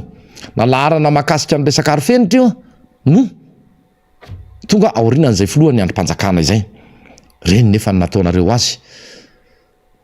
volamena latsaka ambovoka ho iato eo eny fa na tamin'ny toerany ary dia nahita izay solombavambahoaka tsy amin'ny matiko Madagasikara anay akory tsy ho sarotiny amin'izay fa misy ny solombavambahoaka namana tao ny solombavambahoaka ny Bealana natazako tamin'ny sary tao ny solombavambahoaka voafidy tao amin'ny toliara voalohany eny ambony eny amin'ny lampiazo tsy sanatria alahelo toerana fa tsy sarotiny amin'izany fantatro malala tsara ny fianakaviana Ravalomanana ny tenako amin'ny 4 taona ny faneraserana izay nampikambana tiako Madagasikara hatrany amin'ny foronany fa tsy ady voninahitra sy ady amin'izany fa ianareo no tsarain'ny vahoaka ho tsarain'ny vahoaka ianareo ary marina napetraka tetỳ amin'ilay tonnel na le chapiteau tetỳ ambany izy dia teo akaikiny teo moa isaorana ihany koa ny solombavambahoaka telo mirahalahy député Rambosalama voafidy tao Borobolitany faefatra tao ihany koa ny député mirahalahy Voatsirabe voalohany sy faharoa dia député Yavakoaby Michel sy député José Tsirabede voafidy tao amin'ny Tsirabede dia isaorana ianareo tsy folotena ny tiako Madagasikara tamin'izany fanasana sy fanotronana ny Ray aman-dreny président Ravalomanana mivady tamin'izany lamesa famaranana ny feonamben'ny tanora katolika izany dia miverina misakatsakana na efa niresahana teto satria tsy hay mihitsy ny tsy resaka momba an'izay hoe ianareo tena marary asa mety tsy anao andre matosegy ve nanomeny baiky indray hoe ilao vanina indray de ilao voatsiary de sakatsakano velary ny heritra sy ny sisa ao nefa ny fanontaniana mbola mamerina firifiry na vahiny aza natera-tany olo-tsotra tsy sakananareo akoatra ny taxi brosy sy ny camion zay mpitatitretana na mpitatitr'olona fa filoam-pirenena teo aloha zay mino a fangolo tafaverina filoam-pirenena am 2024 tsy efampitahorana ny any teniko io ilanareo voatsiary sy ilanareo vanina io tsy asianareo ajany tsy asianareo asiny araky ny toerana nametrahany lalam-panorenana azy tsara ho fantatrareo zay ho anareo zay tsy mahalala na fampatsiaivana ny jereo ihany ilay iafarana jereo le iafarana orindrinao indrindra nareo mpanome baiko ny tiako tenenina any am'zay fa ny tany mahajanga ho iaho dia miondrikondrika mba tsy tenenako hoe mipitrapitra mijoro tsy fidiny manoloana ny vahoaka ireo mpitandro ny filaminana terena anakana ny vahoaka tiako Madagasikara sy mpanara-diny filora valomana tsy hiditra ao amin'ny magro sy ny tokotaniny zany magro zany anao anatrika ny fanokafana pombovisy zany fampiratiana sary zany no natao tany ary tsy voalohany tam'izay fa efa miverimberina fity ndray miverina ndray isaorana tamin'ny fanasana ny tanora katolika isaorana daoly reo nanasa tao anivon'ny tanora kristianina FJKM ihany koa torak' zany ihany koa ny tany mahajanga tamin'ireny feonambe ny KTLM tany reny fa dia niara-dita amin'ny tany ny tenanay nahita ny endrika fanilikiliana kanefa araky ny teniko teo arakaraky ny nanilikilianareo azy ny ilanareo vaniny azy sy ny ilana voatsiary taminy nampanatona nampiazakazaka ny vahoaka ny tangorona tany aminy eny fa natany atsira be de tsapy zany raha tena misaina tsy miangatra fa afaka nijerytsika tamin'ireny sary sy ny feo hitatsika tamin'ny ainao manjery reny hoe manona ny antsoantso ataon'ny vahoaka rehefa mandalo ny filora valomanina rehefa tonga avy any ary nanahoana izy rehefa tonga avy any ny filoam-pirenena sandredrany de fa afahanao mandrefy sady hoe iza moa le mamim-bahoaka misy kisarisary any amin'ny gazety tany dia afahanao mandrefy zay hoe iza ny tena mamim-bahoaka ary iza ny tena mitondra mangidy eto amin'ity fiainany vahoaka malagasy ity fa dia any amin'ny fifidianana araky ny tenina teto amin'ny miara-manonja hoe zay ndray demokraty zay mahazaka mataty fidiana nefa na izany raha tsy tokony hoararoatina tsy hoe akory nandefitra izay hatramin'ny 7 sy 4 arivo zay fa fantatrahy ny fomba fanaonareo niveriny izany tamin'ny 8 sy 4 arivo niarahana nahita na nezahana tsy noresahana ary tao anatin'ny fotoana lavalava resaka doublon resaka osika isatsokajiny isan-karazany tao anatin'izany hoe fikarakarana ny fifidianana ny fanatanterahana ny fifidianana ary ny famoahana ny voka-pifidianana dia mbola nandefitra ny tiako Madagasikara mbola tena nandefitra ny filomarika ravalomanana fa zao aza atao fanao itsony fa nazo lesiny zay efa niomana izahay aoka mbo fifidianana madioko ao anatin'izay ny hoe pitako any anatin'ny resaka seni izay isaorana ihany tamin'ny fanasana isaorana hoy aho tamin'iny herinandro lasa iny dia nahazo fanasana izahay ny asana tsy hoe varavarana misokatra akory fa fiaonana tamin'ny seni foy be asana ny teto amin'ny faritanina Antananarivo ny isan'ny karakara fa nitarika izany fotoana zany ireo birao maharitra raha zay ny azo ilazana azy mpanatanteraka 7 mirahalahy tao amin'ny mpikambana amin'ny seni foy be dia tonga izahay ary isaorana ihany koa ny solombamboaka fa nisy 3 mirahalahy zay ny tao député Rabeky Jana vao fidy tao Parafaravola député Ramboto amin'ny 4e dia ny tenako ny tany moa dia solombamboaka hery dia anankiray mitazanay tany asana tsy m'intéressé andrareo le zavatra na efa mieritreritra izy fa efa any aposy le fifidianana na tsy fantatra tsony fa dia zay ny zava-nisy tany ary entitra zay ary nanitsy ny fampiresaka nametraka fanontaniana tamin'ny tompona andraikitry ny seni dia ny filohany nasionaliny zany vao miera misahana ny fifidianana izany ny mampametra-panontaniana dia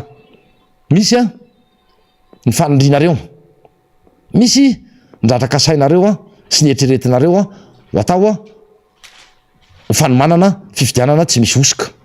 fa ny ahiahanay dia mbola mitombona ihany raha mbola eo reo président pokotany ireo raha mbola ianareo mianakavy TGV ao akoatry ny hoe mahavadiny ny ministry ny asa sosialy anao andre matofoloany seny akoatry ny hoe mahavakava ny sasatsasany eo anivony fitsarana avy mba lalam-pandrenana io ny mpikambana ao anatiny ao natompona ndraikitra anareo atao anatin'ny fitondrana teteza mita nanomboka 7 fa ny akamarona mianakavy ireo de efa nandray anjara ny aradi ary mpanaradi ny filorajoelona de ahoana mo ny atokisanay ny saka itsony fa trondro ny loka mialatsiny fa tsy mahatoky zay ary tsy sarotra any manatateraka izany fa naverina iteto zany ary efa nitenenina iteto ombieny irosoy ny fifidianana président pokotany nanambara moa tam'izay fotoana zay ny filoaseny voarainay daholo zany tsikery zany satria sy ny fanontanianareo sy ny ayahanareo tsy ny tena korery nametraka fanontaniana fa nametraka fanontaniana ihany ko sy nametraka ny ayahany reo solom-bavoaka amin'ny rahalahy miaraka taminay tany tamin'iny herinandro lasiny ka dia manatena fa voaray zay fa na izany na tsy zany takinay amin'ny fomba entitra hatrany indrindra manoloana ny mbola ohatra rainy meko raha nandray tany amin'ny fanokafana ny anjara fitenenako teo ny tenako ny amindreo hoe sefim-pokotany izay tsy azo itokisana itsony ny 7 isanjatony na ny 7 amby 7 isanjatony manomboka eny amin'ny boribory tany fahadimy zany hoe ny teneniko teo le resaka olan'le tany sy fabarotana tany resahako teo ny fampanofanana zany sy ny fitiavam-bola tafahoatra tadiavana tombontso manokana izay anisany tena hoe mampahantra nyty fireneny ty eny fa na olom-boafidy ny olom-boatendry ny arahantsika nandre reny tranga tany aloatra mangoro zay nataony ny gouvernoura nagaga momba ohatrany tsy teo mihitsy ny nanalana azy asa na hoe vazanina no fitarainana de atena ohatrany tselatra mihitsy mifandraisana fanapahan-kevitra tamin'ny filan-kevitra ministra hoe miala anao ragova ny tao anivon'ny gouvernoura melaky de ny raha nahita ihany ko reny resaka hoe dirikaby hoe sao fa izao tiako ny mampafantatra atsika sy mampatsiahtsika na mampafantatra andreo tsy mahalala fa misy an'izay solom-bavambahoaka atao hoe numéro 1 zay ao voafidy tao mainty rano numéro 1 ny anarany moa zany tsy ny manomboka amin'ny a de izy zany no larana voalohany eo satria resaka alfabetika le izy dia teo anatrehany gouvernemanta tarihana andray matompo prime ministre noho ny takiny ny fanalana izany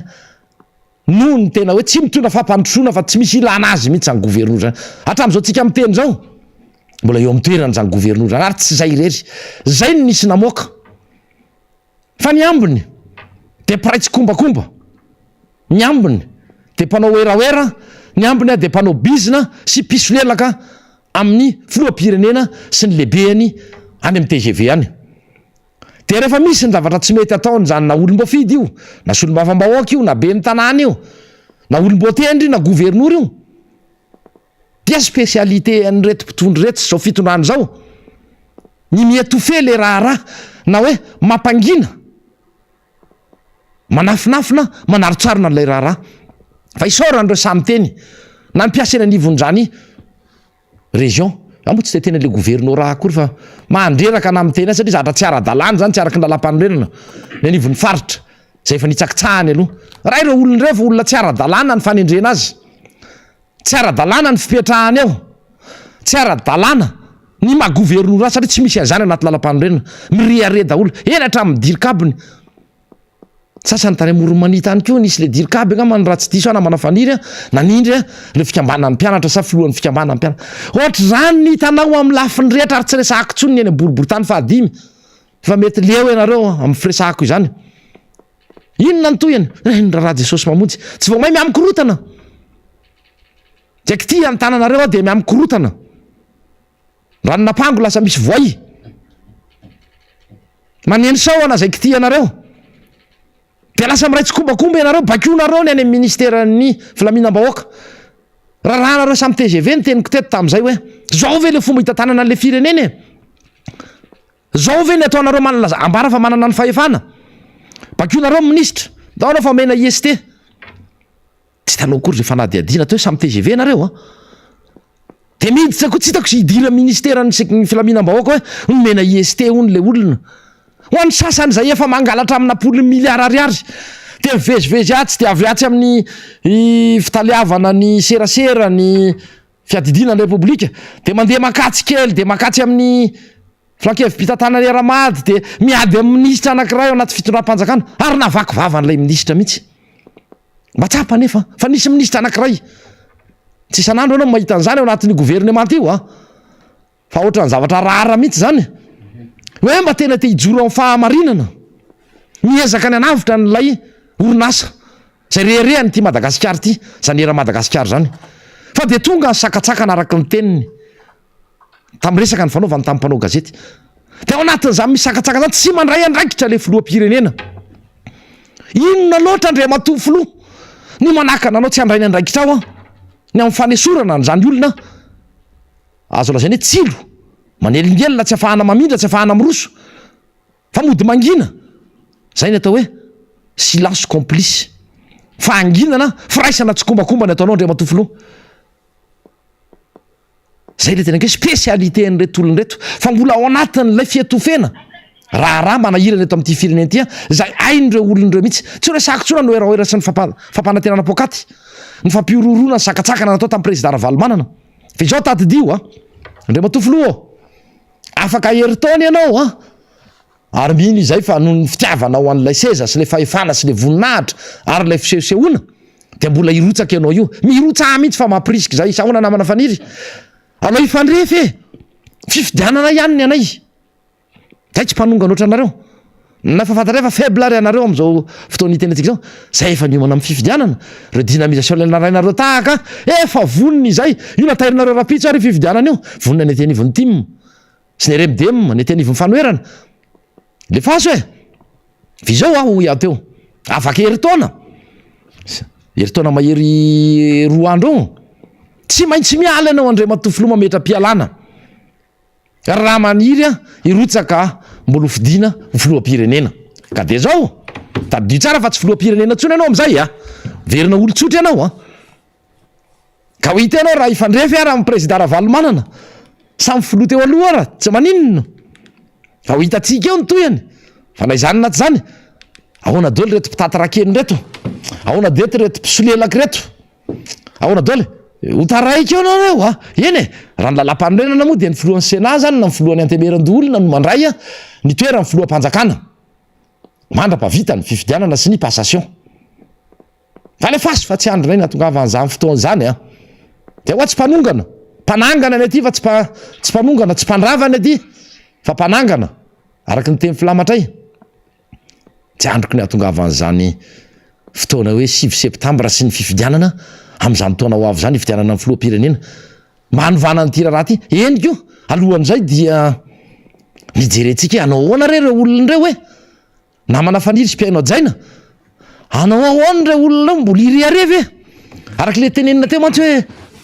mba misy tokony nanana fanetretena makasika an'izany hoe lalana ambilibe voemara inona le ndresahana teo iny moa zany dia ny mahagaga misy anankiray tsaroko ty mandalo atao am'drokady hoe mariny antokana ny rokady de le novaniny anarana ataony rokady ny arivo tsy enatra tsy tahotra manongo teny ianao zay le takelaka koa le takelaka hatramin'ny takelaka ny soloana taiza teto amin'ity fireneny ity mbola nisy mpitondra ny fandimby firy teto hoe fa taiza mbola nisy nanao an'izany teto amin'ity fireneny ity zany hoe sady miady amin'ny takelaka miady amin'ny gâteau ny mazangano miady amin'ny gâteau tany atiara ka matahotra gâteau tsy nefa tsy diabetika fa tsy fidinge reny olona manana olana ny resaka diabety reny matahotra gâteau matahotra anniversaire matahotra fampirantiana sary matahotra fotsiny vao hoe magro zany na vao hoe maro karavalomanana filoravalomanana fa tonga de miororo tena hoe fanina dia eo le olana ndray fa epitatsika amin'ny zavatra fa hoe matahotra fa ny tena mampalahelo ao anatin'lay raharaha de le mpitandro filaminana ao anatao fitaovana ary ao anatin'ny fotoana foy mbola mitoy zany tsy amin'ny magro zay ny zavatra tena mbola mahagaga sy mampametra-panontany fa nareo hoe olona misaina naniry izahay tamin'ny fahatelo amby roapolo ny volana inona moa izy ny jolay lay sabotsy iny ny hoe anao fakakevitra fatra ny tsy teo no natongavan'lay mpitandro filamina sy ny namorina mpitandro filamina nanambara ny taonivony remdem fa isaky ny asabotsy izahay nangataka lalana ndray zany tamin'izay fotoan'izay dia hoe anao hetsika anao fakakevitra ohatrohatro fa natseny ary izahay natsehany ary nytiako Madagasikara na ny RMDM dia feno mpitandro film nefa inona no mitranga ny ambadimbadika rehetra any namana faniry fa ny zavatra faran'izay kely tsy hoe ny faran'izay kely io fa tsy kely mihitsy ny asandalo tsy kely ny fanendahana tsy kely ny famonon'olona tsy kely ny resaka alatra madinidinika na ny alabotry fa ny zavatra nyerytsika kely a nampiorokoditra tsy kely ho alizy fa mampiorokoditra tany aloha fa tsy misy dika ny lasa bitika manoloana ny am'izao fotoandrao a ny atao hoe tsy fandrim-pahalemana misy eto amin'ity fireneny ity ka ao anatin'izany nefa inona ny mbola ataon'ny reto olony reto de ny compte fake moa nareo tena mpiserasera mpikirakira-zany nareo namana faniry fa rehefa tena nydiniana de matsapa ndrendrendra am'izao fotoan'izao fa le compte fako mitovitovy foana amin'ny propoany mitovitovy ny fomba fitenenany na ny fehezanteny sy ny fomba fiteniny ao zany ry erikasima ary vola hoe ry Stanley Ramaro efa nitenenina teto zay ry Tafitanena Natalie ry Toavina Andry ry Ciel Larken John Mark dia ny tena lozako ao anatina misy compte fake ny orinasa tsy manina Real TV zany koa ampiasain-drareo satria rehefa ianao miaino ndray mandeha ianao no mijery an'izany tsy maninona voatona namana fa ato dolo tsika rehetra anisan'le victime le tsy mahazo mandeha amin'ny tambazotra dolo mantsy de zao no nanisa fa raha misy raha eo anatin'ny 10 ao anatin'ny commentaire momba n'ilay fitondrana rehefa mandeha ny vaovao an'izany za tsy resaka MBS raha misy raha eo anatin'ny 10 mbola afaka misaotra an'Andriamanitra mihitsy nareo fa tsy misy zany de zay no nampiasanareo an'ilay compte fako amin'ny anaranareo ka zay zany anisany hoe taratra fa ny tena loza ao anatiny ko namana faniry de le fampiadina n'le samy malagasy le fampiadina ny samy malagasy fampiadina ny avy aty anivon-tany sy ny avy any anindran-tany mirefarefa ianareo e ny fampiadina ny tiako Madagasikara ihany ko am'ireo atao hoe côtier eo ny teny nasitsika ohatra mba fampidirana tamin'ny teny be tsy misaraka kely satria zay lehibe tany oa efa voatenina teto foana zay fa sanatry mivava ladiny lela ny mbola tsy ny effleureny imagination anay tsy nandalo tatany eritreritray sy tata anaty fisainanay zany hoe fanambany tamin'ny tany matoa zay tany amin'ny faritra mitety tany fa tany Tomasiny zay fa tany Toliary zay tany Mahajangy zay maro ny toerana tany Mananjary zay miaraka tamin'ny président Ravalomanana fa aiza ny sary mody momba n'lay mody manohatra n'lay fitondrana lay compte fako compte masiso zay fantatra daholo ny ao ambadika fa nanonona ny anaran'lay compte ateo fa ao ambadika eo sahako ny milaza aminareo fa misy olona ao tsy hanonona ny anarany asara mbola sahany io aorinan zao teny ataoko zao hoe ianao aneka namany vadin'ny ministra Perinasy namany vadin'ny ministra Perinasy ho iaho mpiasa-panjakana ao amin'ny ministera ny fitantanam-bola ao no ambadika zao zavatra resahako zao ka dia zay ny teneniko teo hoe afaka heritoana ho iaho miala le olona mpiaro anareo miverina olo-tsotra afaka heritoana stapany eo samy teny aminareo fa izy moa mbola andrasana nzay an'izay rangatahanay irarina andrandraina mihitsy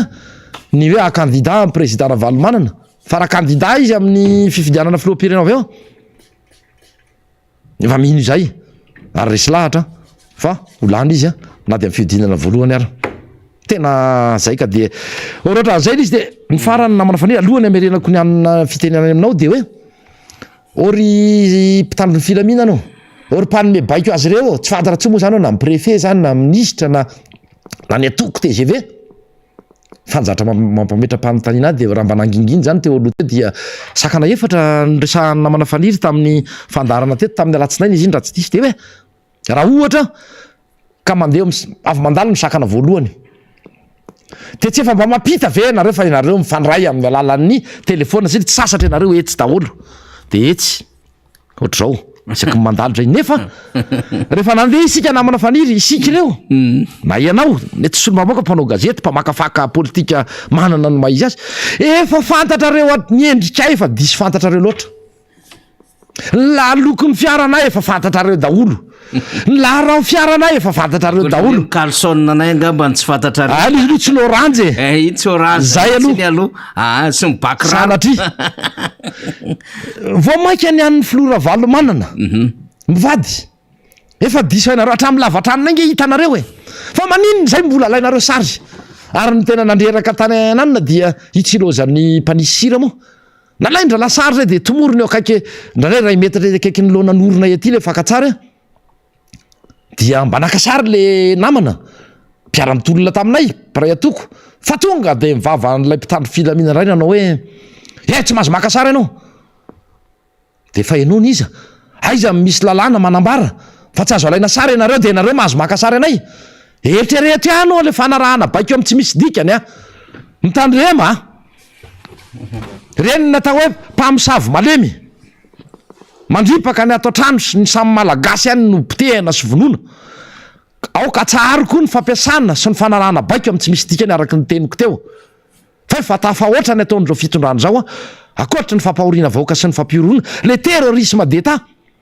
de manao ny ataony dolo manomboka any amin'ny foko tany misy tsiray soa ihany fa tsiray ray kely zany raha ho an'ny mpitandro filaminana soa ihany ho iaho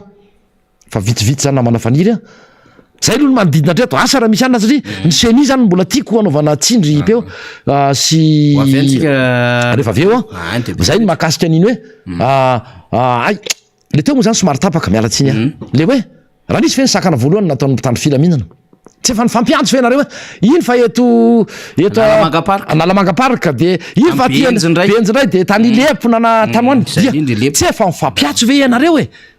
fa mbola fananinareo sakanana indray hoe inona de mody jerijerenareo de mody makasary eo ianareo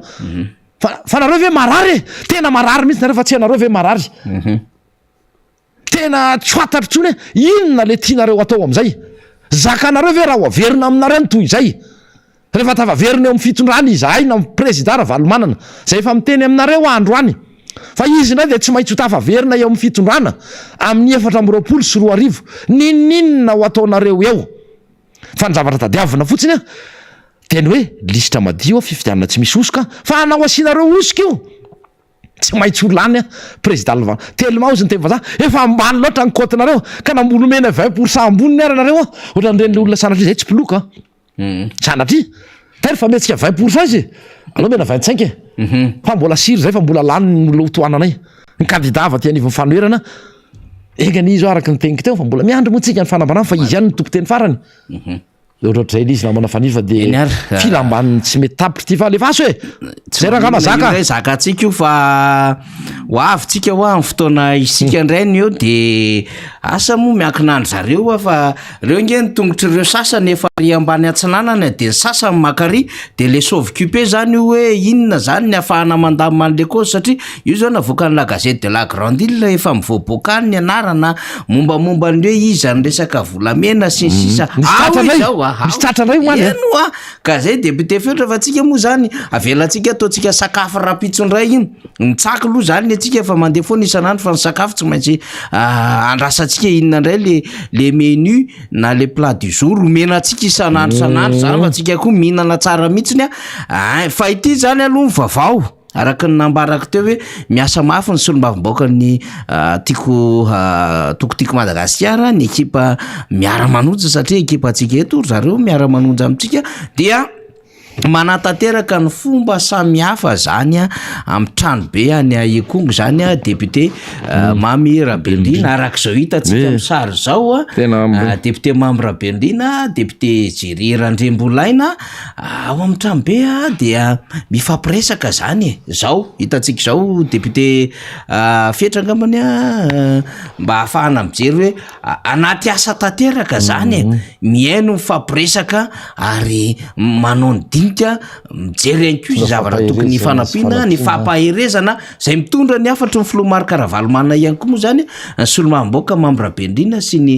solomamboaka Jery Randrembolaina sy misy fanampiana ihany koa tsy voatery ola zay mety izy avany amin'ny filoha Ravalomanana sy ny atoko Madagasikara zay indrindra manko le izy eritreretintsika manko rehefa tonga député Mamy Rabelina sy Jery Randrembolaina zany de hitondra an'izany adevitra rehetra zany fa dia manatateraka ny adidy sy ny fomba zany ary tsy manadino eo anila mivoakatrany ny atokotiko Madagasikara filoha Marc-Ravalomanana ary ny ekipa rehetra de miara-miasa am'zany zay ny teneniko hoe mihetsika ny ty zahatra ataontsika ity fa tsy hoe etotsika de miresaka eto foana makasitraka any namana teknisiana zany mara-paranantsika azy de mtefetra nisy fanamariany anetin'ny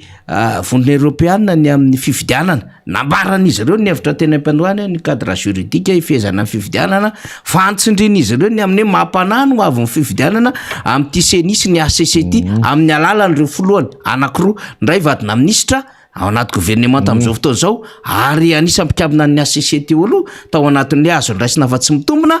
ary ny folohan'ny ACC de ministry ny teteza mita namola volany io lalam-pandroana io tao anatin'le conseil consultatif constitutionnel de ozy ny voniny Europeana mampanahy ary tsy hitondra filaminany mampia ihany ho avy ny fifidianana ho avy eo tonga de alosoka ny député fetra l'izy makasika indrindra ny senior efa natsidiky teo ihany zay resaka ny fanatrehana nandritry ny fanasany ny seni zay ka dia marina ny voalazanao ary efa inona moa ny intérêt zao zany ny fanontaniana peratsika ary hoe hitondrana fanazavana na hoe fanazava-tsaina ho an'ny vahoaka zay manaraka an'izao fandaharana zao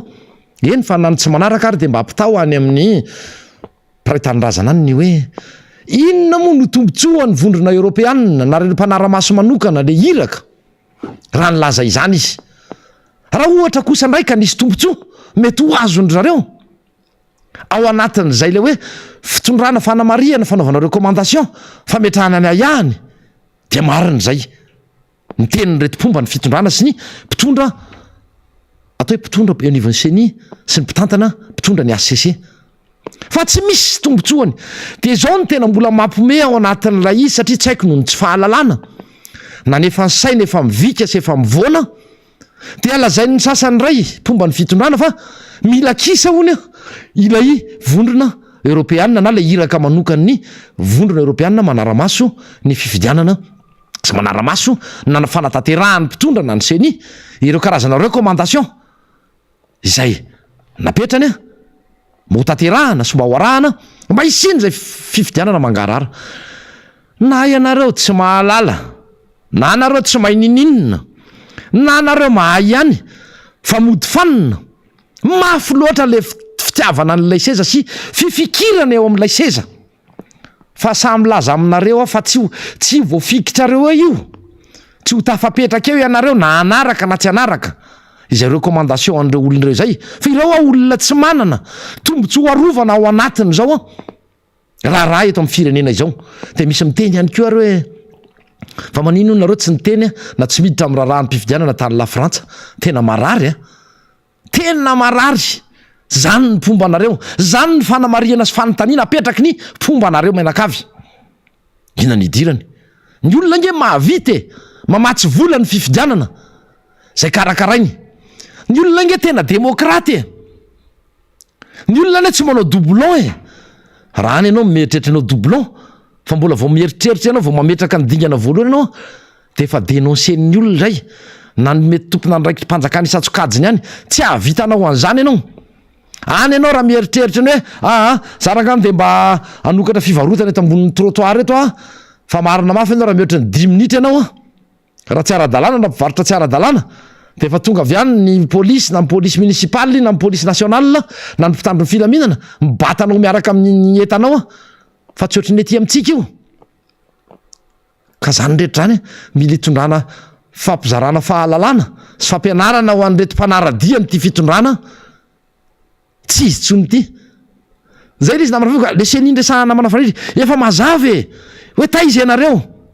rehetra mpitarika ny senisy ny ACC taizy ianareo tamin'ny teteza mita tao ianareo taizy ianareo tamin'ny ACC taloha tao ianareo iza nametraka anareo teo ny atoko TGV ny vondrona vovonana IRD izay lazaina fa ambara manana maro anisa reo le nangalatra fahefana ianareo niaraka tao zafady niaraka tao ianareo ny fanoana tao ianareo niara nangalatra fahefana tamin'ny 2024 ary zay antony zay natonga anareo mbola tafapetraka eo am'izao 2024 zao satria nahodikodinareo le fandehany tao nanao pasitolaka nareo tamin'le dôme tao de io nareo mbola tafapetraka eo ka inona ny sarotra am'izay inona no mahatonga anareo miteny aminay fa izay mitady seza raha iza zao hevitra rery manokana ty fa tsy hevitra ny tiako Madagasikara zao ny zavatra tsotra azo anaovana an'io raharaha fa samy teny aminareo aho fa raha misy olona solotena va ty amin'ny atoko politika raha nisan'izany manana izany ny tiako Madagasikara na tsy andray karamara vitanay manao plus mandony tambo karamana zany olona zany fa apetraka ao anara-maso hosolotenanay ao am'seny hosolotenanay ao anivony asa fa zomena karama tsy maninona rehefa zay no sao de lazainareo fa fitadiava-tseza fikiroana ianareo ny tombontsoanareo rehefa folo le fotoanany inona koa fotoana fohy tena marina zany efa manisa andro an'ireo e angana be reo efa manisa andro zay mahatonga an'ireo mbola mifampiarareo nge député fetra satria efa akaiky le fotoana tsy napozondrareo manko de efa taona tampoka zay de oy zany fa le dosiako mbola tsy milamina zay mihitsy le sosiaria ahoana zany sisy any daholo reo tazomon'lay zavatra nataony tany ambadika le mivoaka isan'andro de eo am'izay loe zay ve tratra mahazo koa elako ahoana moa za raha gova kely ty ko mba nanao ako no ianareo nanao iza directeur kely ty iza SG ty ministre ny CSS moa zany de tratra de ohatry le secrétaire am'tendro masiny hoe nananao ianao na sy nanao de ary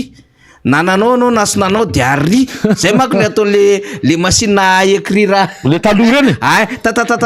de araka de zay le izy nananao ianao na sy nanao de ary nananao ianao na sy nanao de ary de efa mahana daholo izy menakavy satria le nanao kosa aloha e sokona mifankahita grand T ozy député Rambo zay anaovana fialatsiny azy amin'ny fahadsoana teknika kely zany am'le tsy nandeha le nisan'le séquence ny député Rambo tamin'ny radio omaly fa efa manarina azy le technicien atsika zany de eto koa mitondra fialatsiny le caricature le nalefa teo zany misy ovy moa teo akaikiny teo de tsy namana povy le izy fa namana rivo am'ty tandrazana de anaovana fialatsiny betsaka mihitsy rivo am'ty tandrazana zany lay nanaovantsika le caricature nalefa teo ka iverenako le adevitra ohatran'izay hoe samy mitazomin'le dalàna nataony reto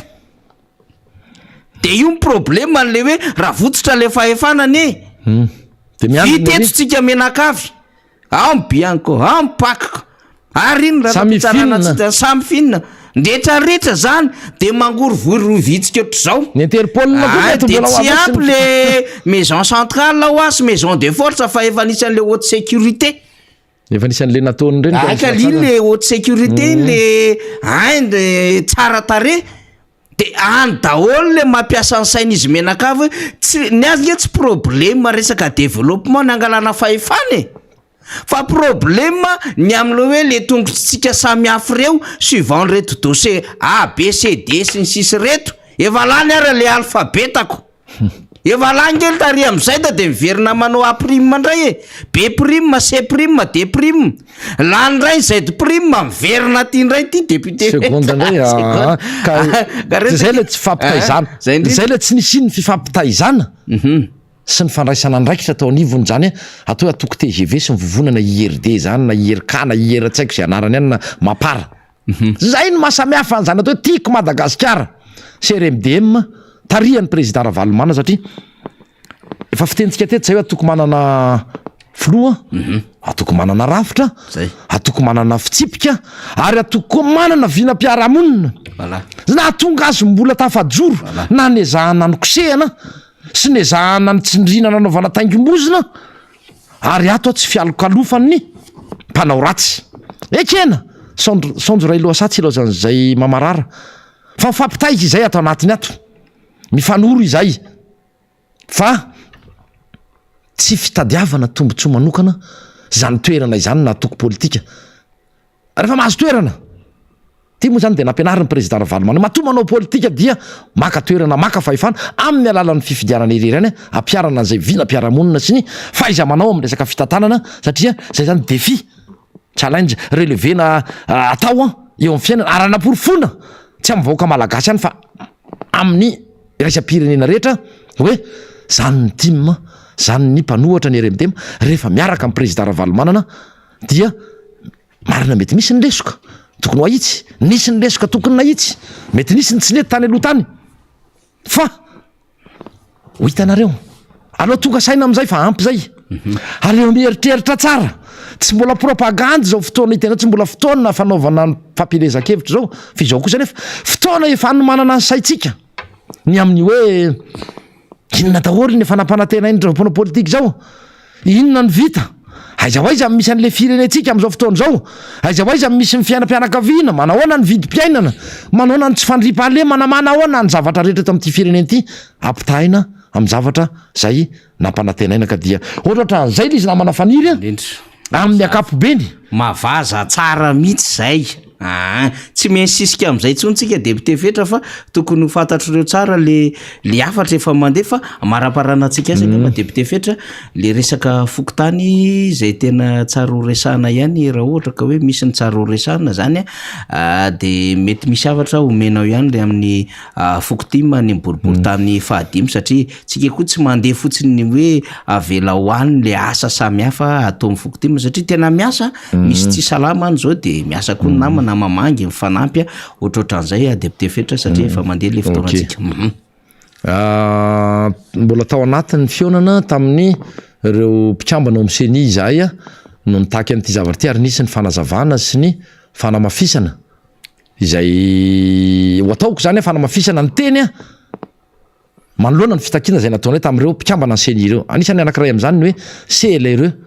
atsika mpikambana tiako Madagasikara ny fotony ihany tsika mpitatana isa manana ny andraikitra isa nambaratonga atao anatin'izany atoko zany eny ho atsika rehetra na hoan'ny atoko afara ka mihaino zao fandarana zao de zao ny tenin'ny filohan'ny seninana hoe manomboka izao izy de tsy hoe kena itsony ny tarihan'ny filoham-pokotany zany atao hoe komite ny fotony na hoe amin'ny fandrisana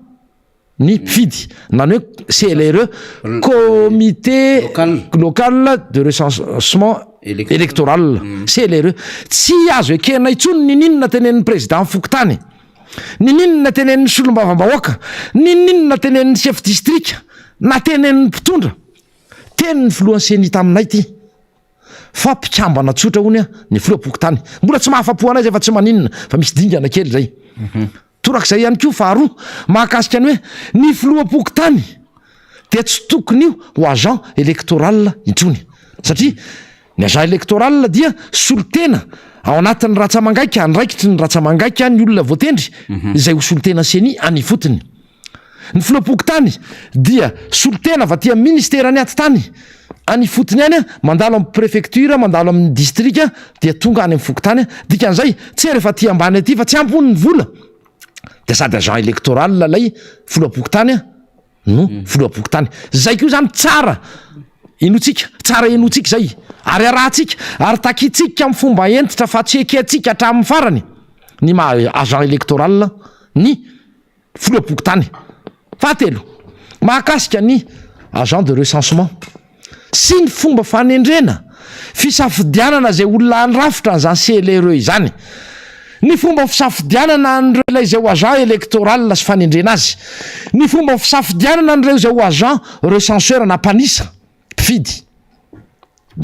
mitovy tsisy valaka amin'ny fitakinay eto anivon'ny miara-manonja mitovy tsy misy valaka amin'ny fitakinay aty anivon'ny fanoherana ny tiako Madagasikara sy ny RMDM ary reo atoko maro mandrafitra n'zany hoe mitaky ny fikaonam-pirenena ary tafiditra ao anatin'izany ny hoe ataovy ny fifidianana ary irosoy faran'izay aingana ny fifidianana filoham-pokotany atao mitovy tsisy hafa am'izay ny fifidianana an'ireo le olona tereo agent électoral ny agent de recensement ny mpikambana ao anivon'ny CLRE tokony ho fivorimbe pokon'olona no isafidianana an'ireo fa tsy konokonononareo rery ao mitovy tsisy hafa mifanendrena rehefa ho avy ny fotoana ao arinao fa efa nanaory zareo namana faniry efa nanaory zareo mpiaino ajaina fa efa voasafidiny rarera ho an'ny boribory tany fahadimy sy ny tantananarivo renivohatra amin'ny ampahany maro ny hoe izay ho mpikambana ao anatin'ny barao mpifidianana ny membre en bureau de vote efa vitandrareo zany fa tsy valana tsika zany tsy mila an'zany isika enimbolana alohany anoany zany no fidina ary amin'ny alalan'ny fivorimbe-pokon'olona aoriana ny didim-panjakana zay avoaka ny filankevitry ny gouvernemanta zay na ny filankevitry amin'ny filankevitry ny gouvernemanta no anatanterahany zany fivorimbe-pokon'olona zany rehefa tsy hanao ianareo satria raha ny hitanay dia ohatra manana fahefana rehetra le solombavam-baoaka voafidy tamin'ny anaranareo eny fa namanao etsika ary de ohatra nisorana le lazaina fa etsika le solombavam-bahoaka izy nefa tohatra n'le filoham-pirenena nisorana ohatra mbagaga eny izy fa zany izy efa mahazatra moa zany de tsy de tena sina resa be itsony fa ny zavatra anankiray de hoe rehefa tsy hanao ianareo iaho hoy izay vitanany mampanateraka fifidianana any rehefa ao anatin'ny filaminana na atao karazany ohatrany hoe mbola andranara ohatran'ireny le fanadinana any ampianarany reny hoe misy ny examen blanc mbola mety tsy azahoana diplôme fa ahafahana mandrefy tsy sondage eny mety ho endrika manana endrika fangalana ny hevitry ny vahoaka ihany zay na ny opinion afaka mikarakara izahay de aninona nefa nareo rehefa tsy anatanteraka lizy zay ny fanontaniana namana fa aninona moa vandoaro andramantsika tanterahana nge zany endonge amory olona tsika pilaminana atsotsika mihitsy mpitany filaminana ijery eo dia manao fifidianana hoe izany ny vonina irotsaka zao njara takiny vahoaka de samy mametra-panontaniana ay ianao de alefasa ianao manana 10 minitra asa anaovanao fampelezan-kevitra sy fampafatarana mombamomba anao ny vinanao ny tetikasa zay netretinao tanterahana ny fomba hitatananao an'ity fokotany ty de atao ahitanareo azy fa rehefa tsy hanao ianareo azo eritreretiny zany fa nareo tsy inona mandrirarira mandainga mamorona mitovy any amoronareo le jirama iny saika adiniko fa forononareo atao le ny farany ray zao de tsy ampimenaka tena tsisy ohatry ty teo aloha nisy nygavy fa tsy ampimenaka ary mbola sahan'ireo olona ny teny hoe asiana mena boanjo nisy ta nisy mena boanjo tao anatin'le moterana izy fa iny tena nampome tena hoe tena tsy nahita mpitondra sain-jazo ohatran'reto ary fantatra fa le olona mijiramangy de ianareo no mibaiko mampiteny azy mampanao broky azy teknisianana manana maizy azy reo olonareo iny moany fa tsy idina amin'ny fonoteny ka zay le makasika ny fokotany matoy izay ny taky ataovy tanterao faran'izay aingana aoka zay ny fandrirarirana andre matomonisy ny atitany raiso ny andraikitrao mitovy am'ireo le fananana fanindrina teo aloha teo fa tsy sino anareo itsony eto fa ho ataonay io rehefa tsy ho tanterahanareo lazay fa mandika lalàna indray zay fa ianareo atreto aloha no mandika lalàna tsy manatanteraka didy mpitsarana décret juillet 2009 miresaka ny fifidianana président ady filaminanareo aorinany ny fifidianana tanterao io atao voalohany io tanterahana voalohany efa mitoka moniny ianareo TGV ianareo rery sisa tsy manaiky ny rosona am'zany fikoanandompireny zany isaorana ireo fikambanana maro ary ny atoko politika maro izay efa naneo ny fahavononana irosona am'zany satria teny ilain'le firenena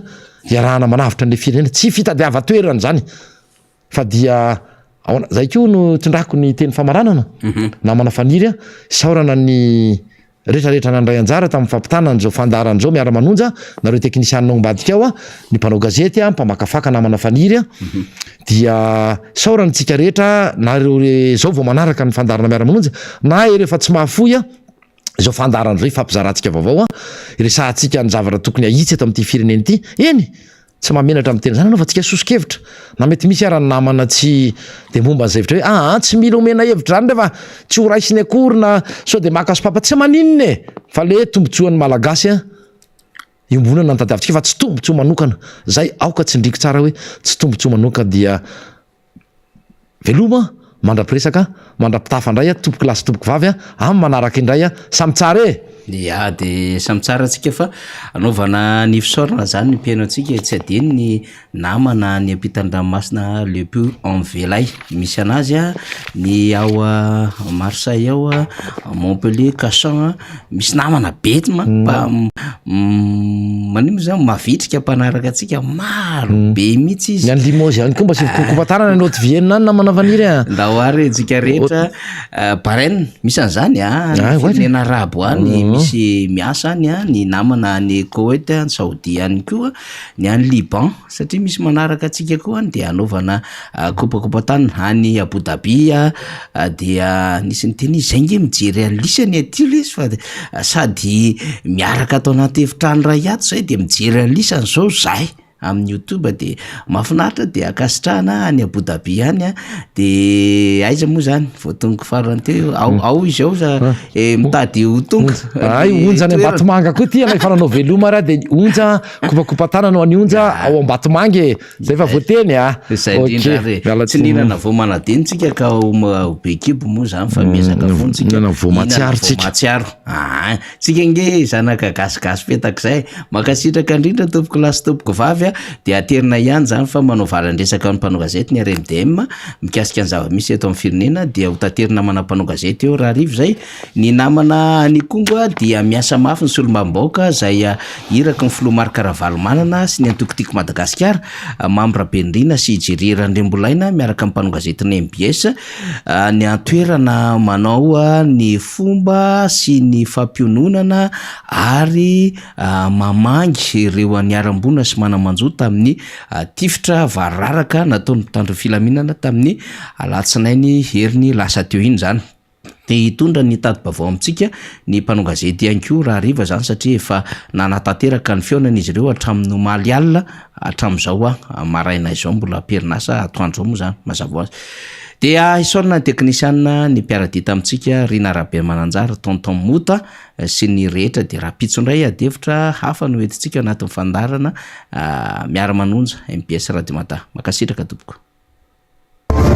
Manomboka ny fandraisan'ireo sosokevitra avy amin'ny antoko politika, fiarahamonim-pirenena, fikambanana samihafa mikasika ny fikoanan-dom-pirenena, anavaozana ny lalàna mifehy ny fifidianana, araka ny fanamafisana ny komite teknika iombonana sy ny fehi-kevitry ny dinika no tanterahana ny 30 jona 2024 lasa teo. Azonao atao ny mandevy izany amin'ny adresy mailaka comité technique mixte @gmail.com na miantso ny larantaby 034 48 562 alohan'ny 10 septambra 2024.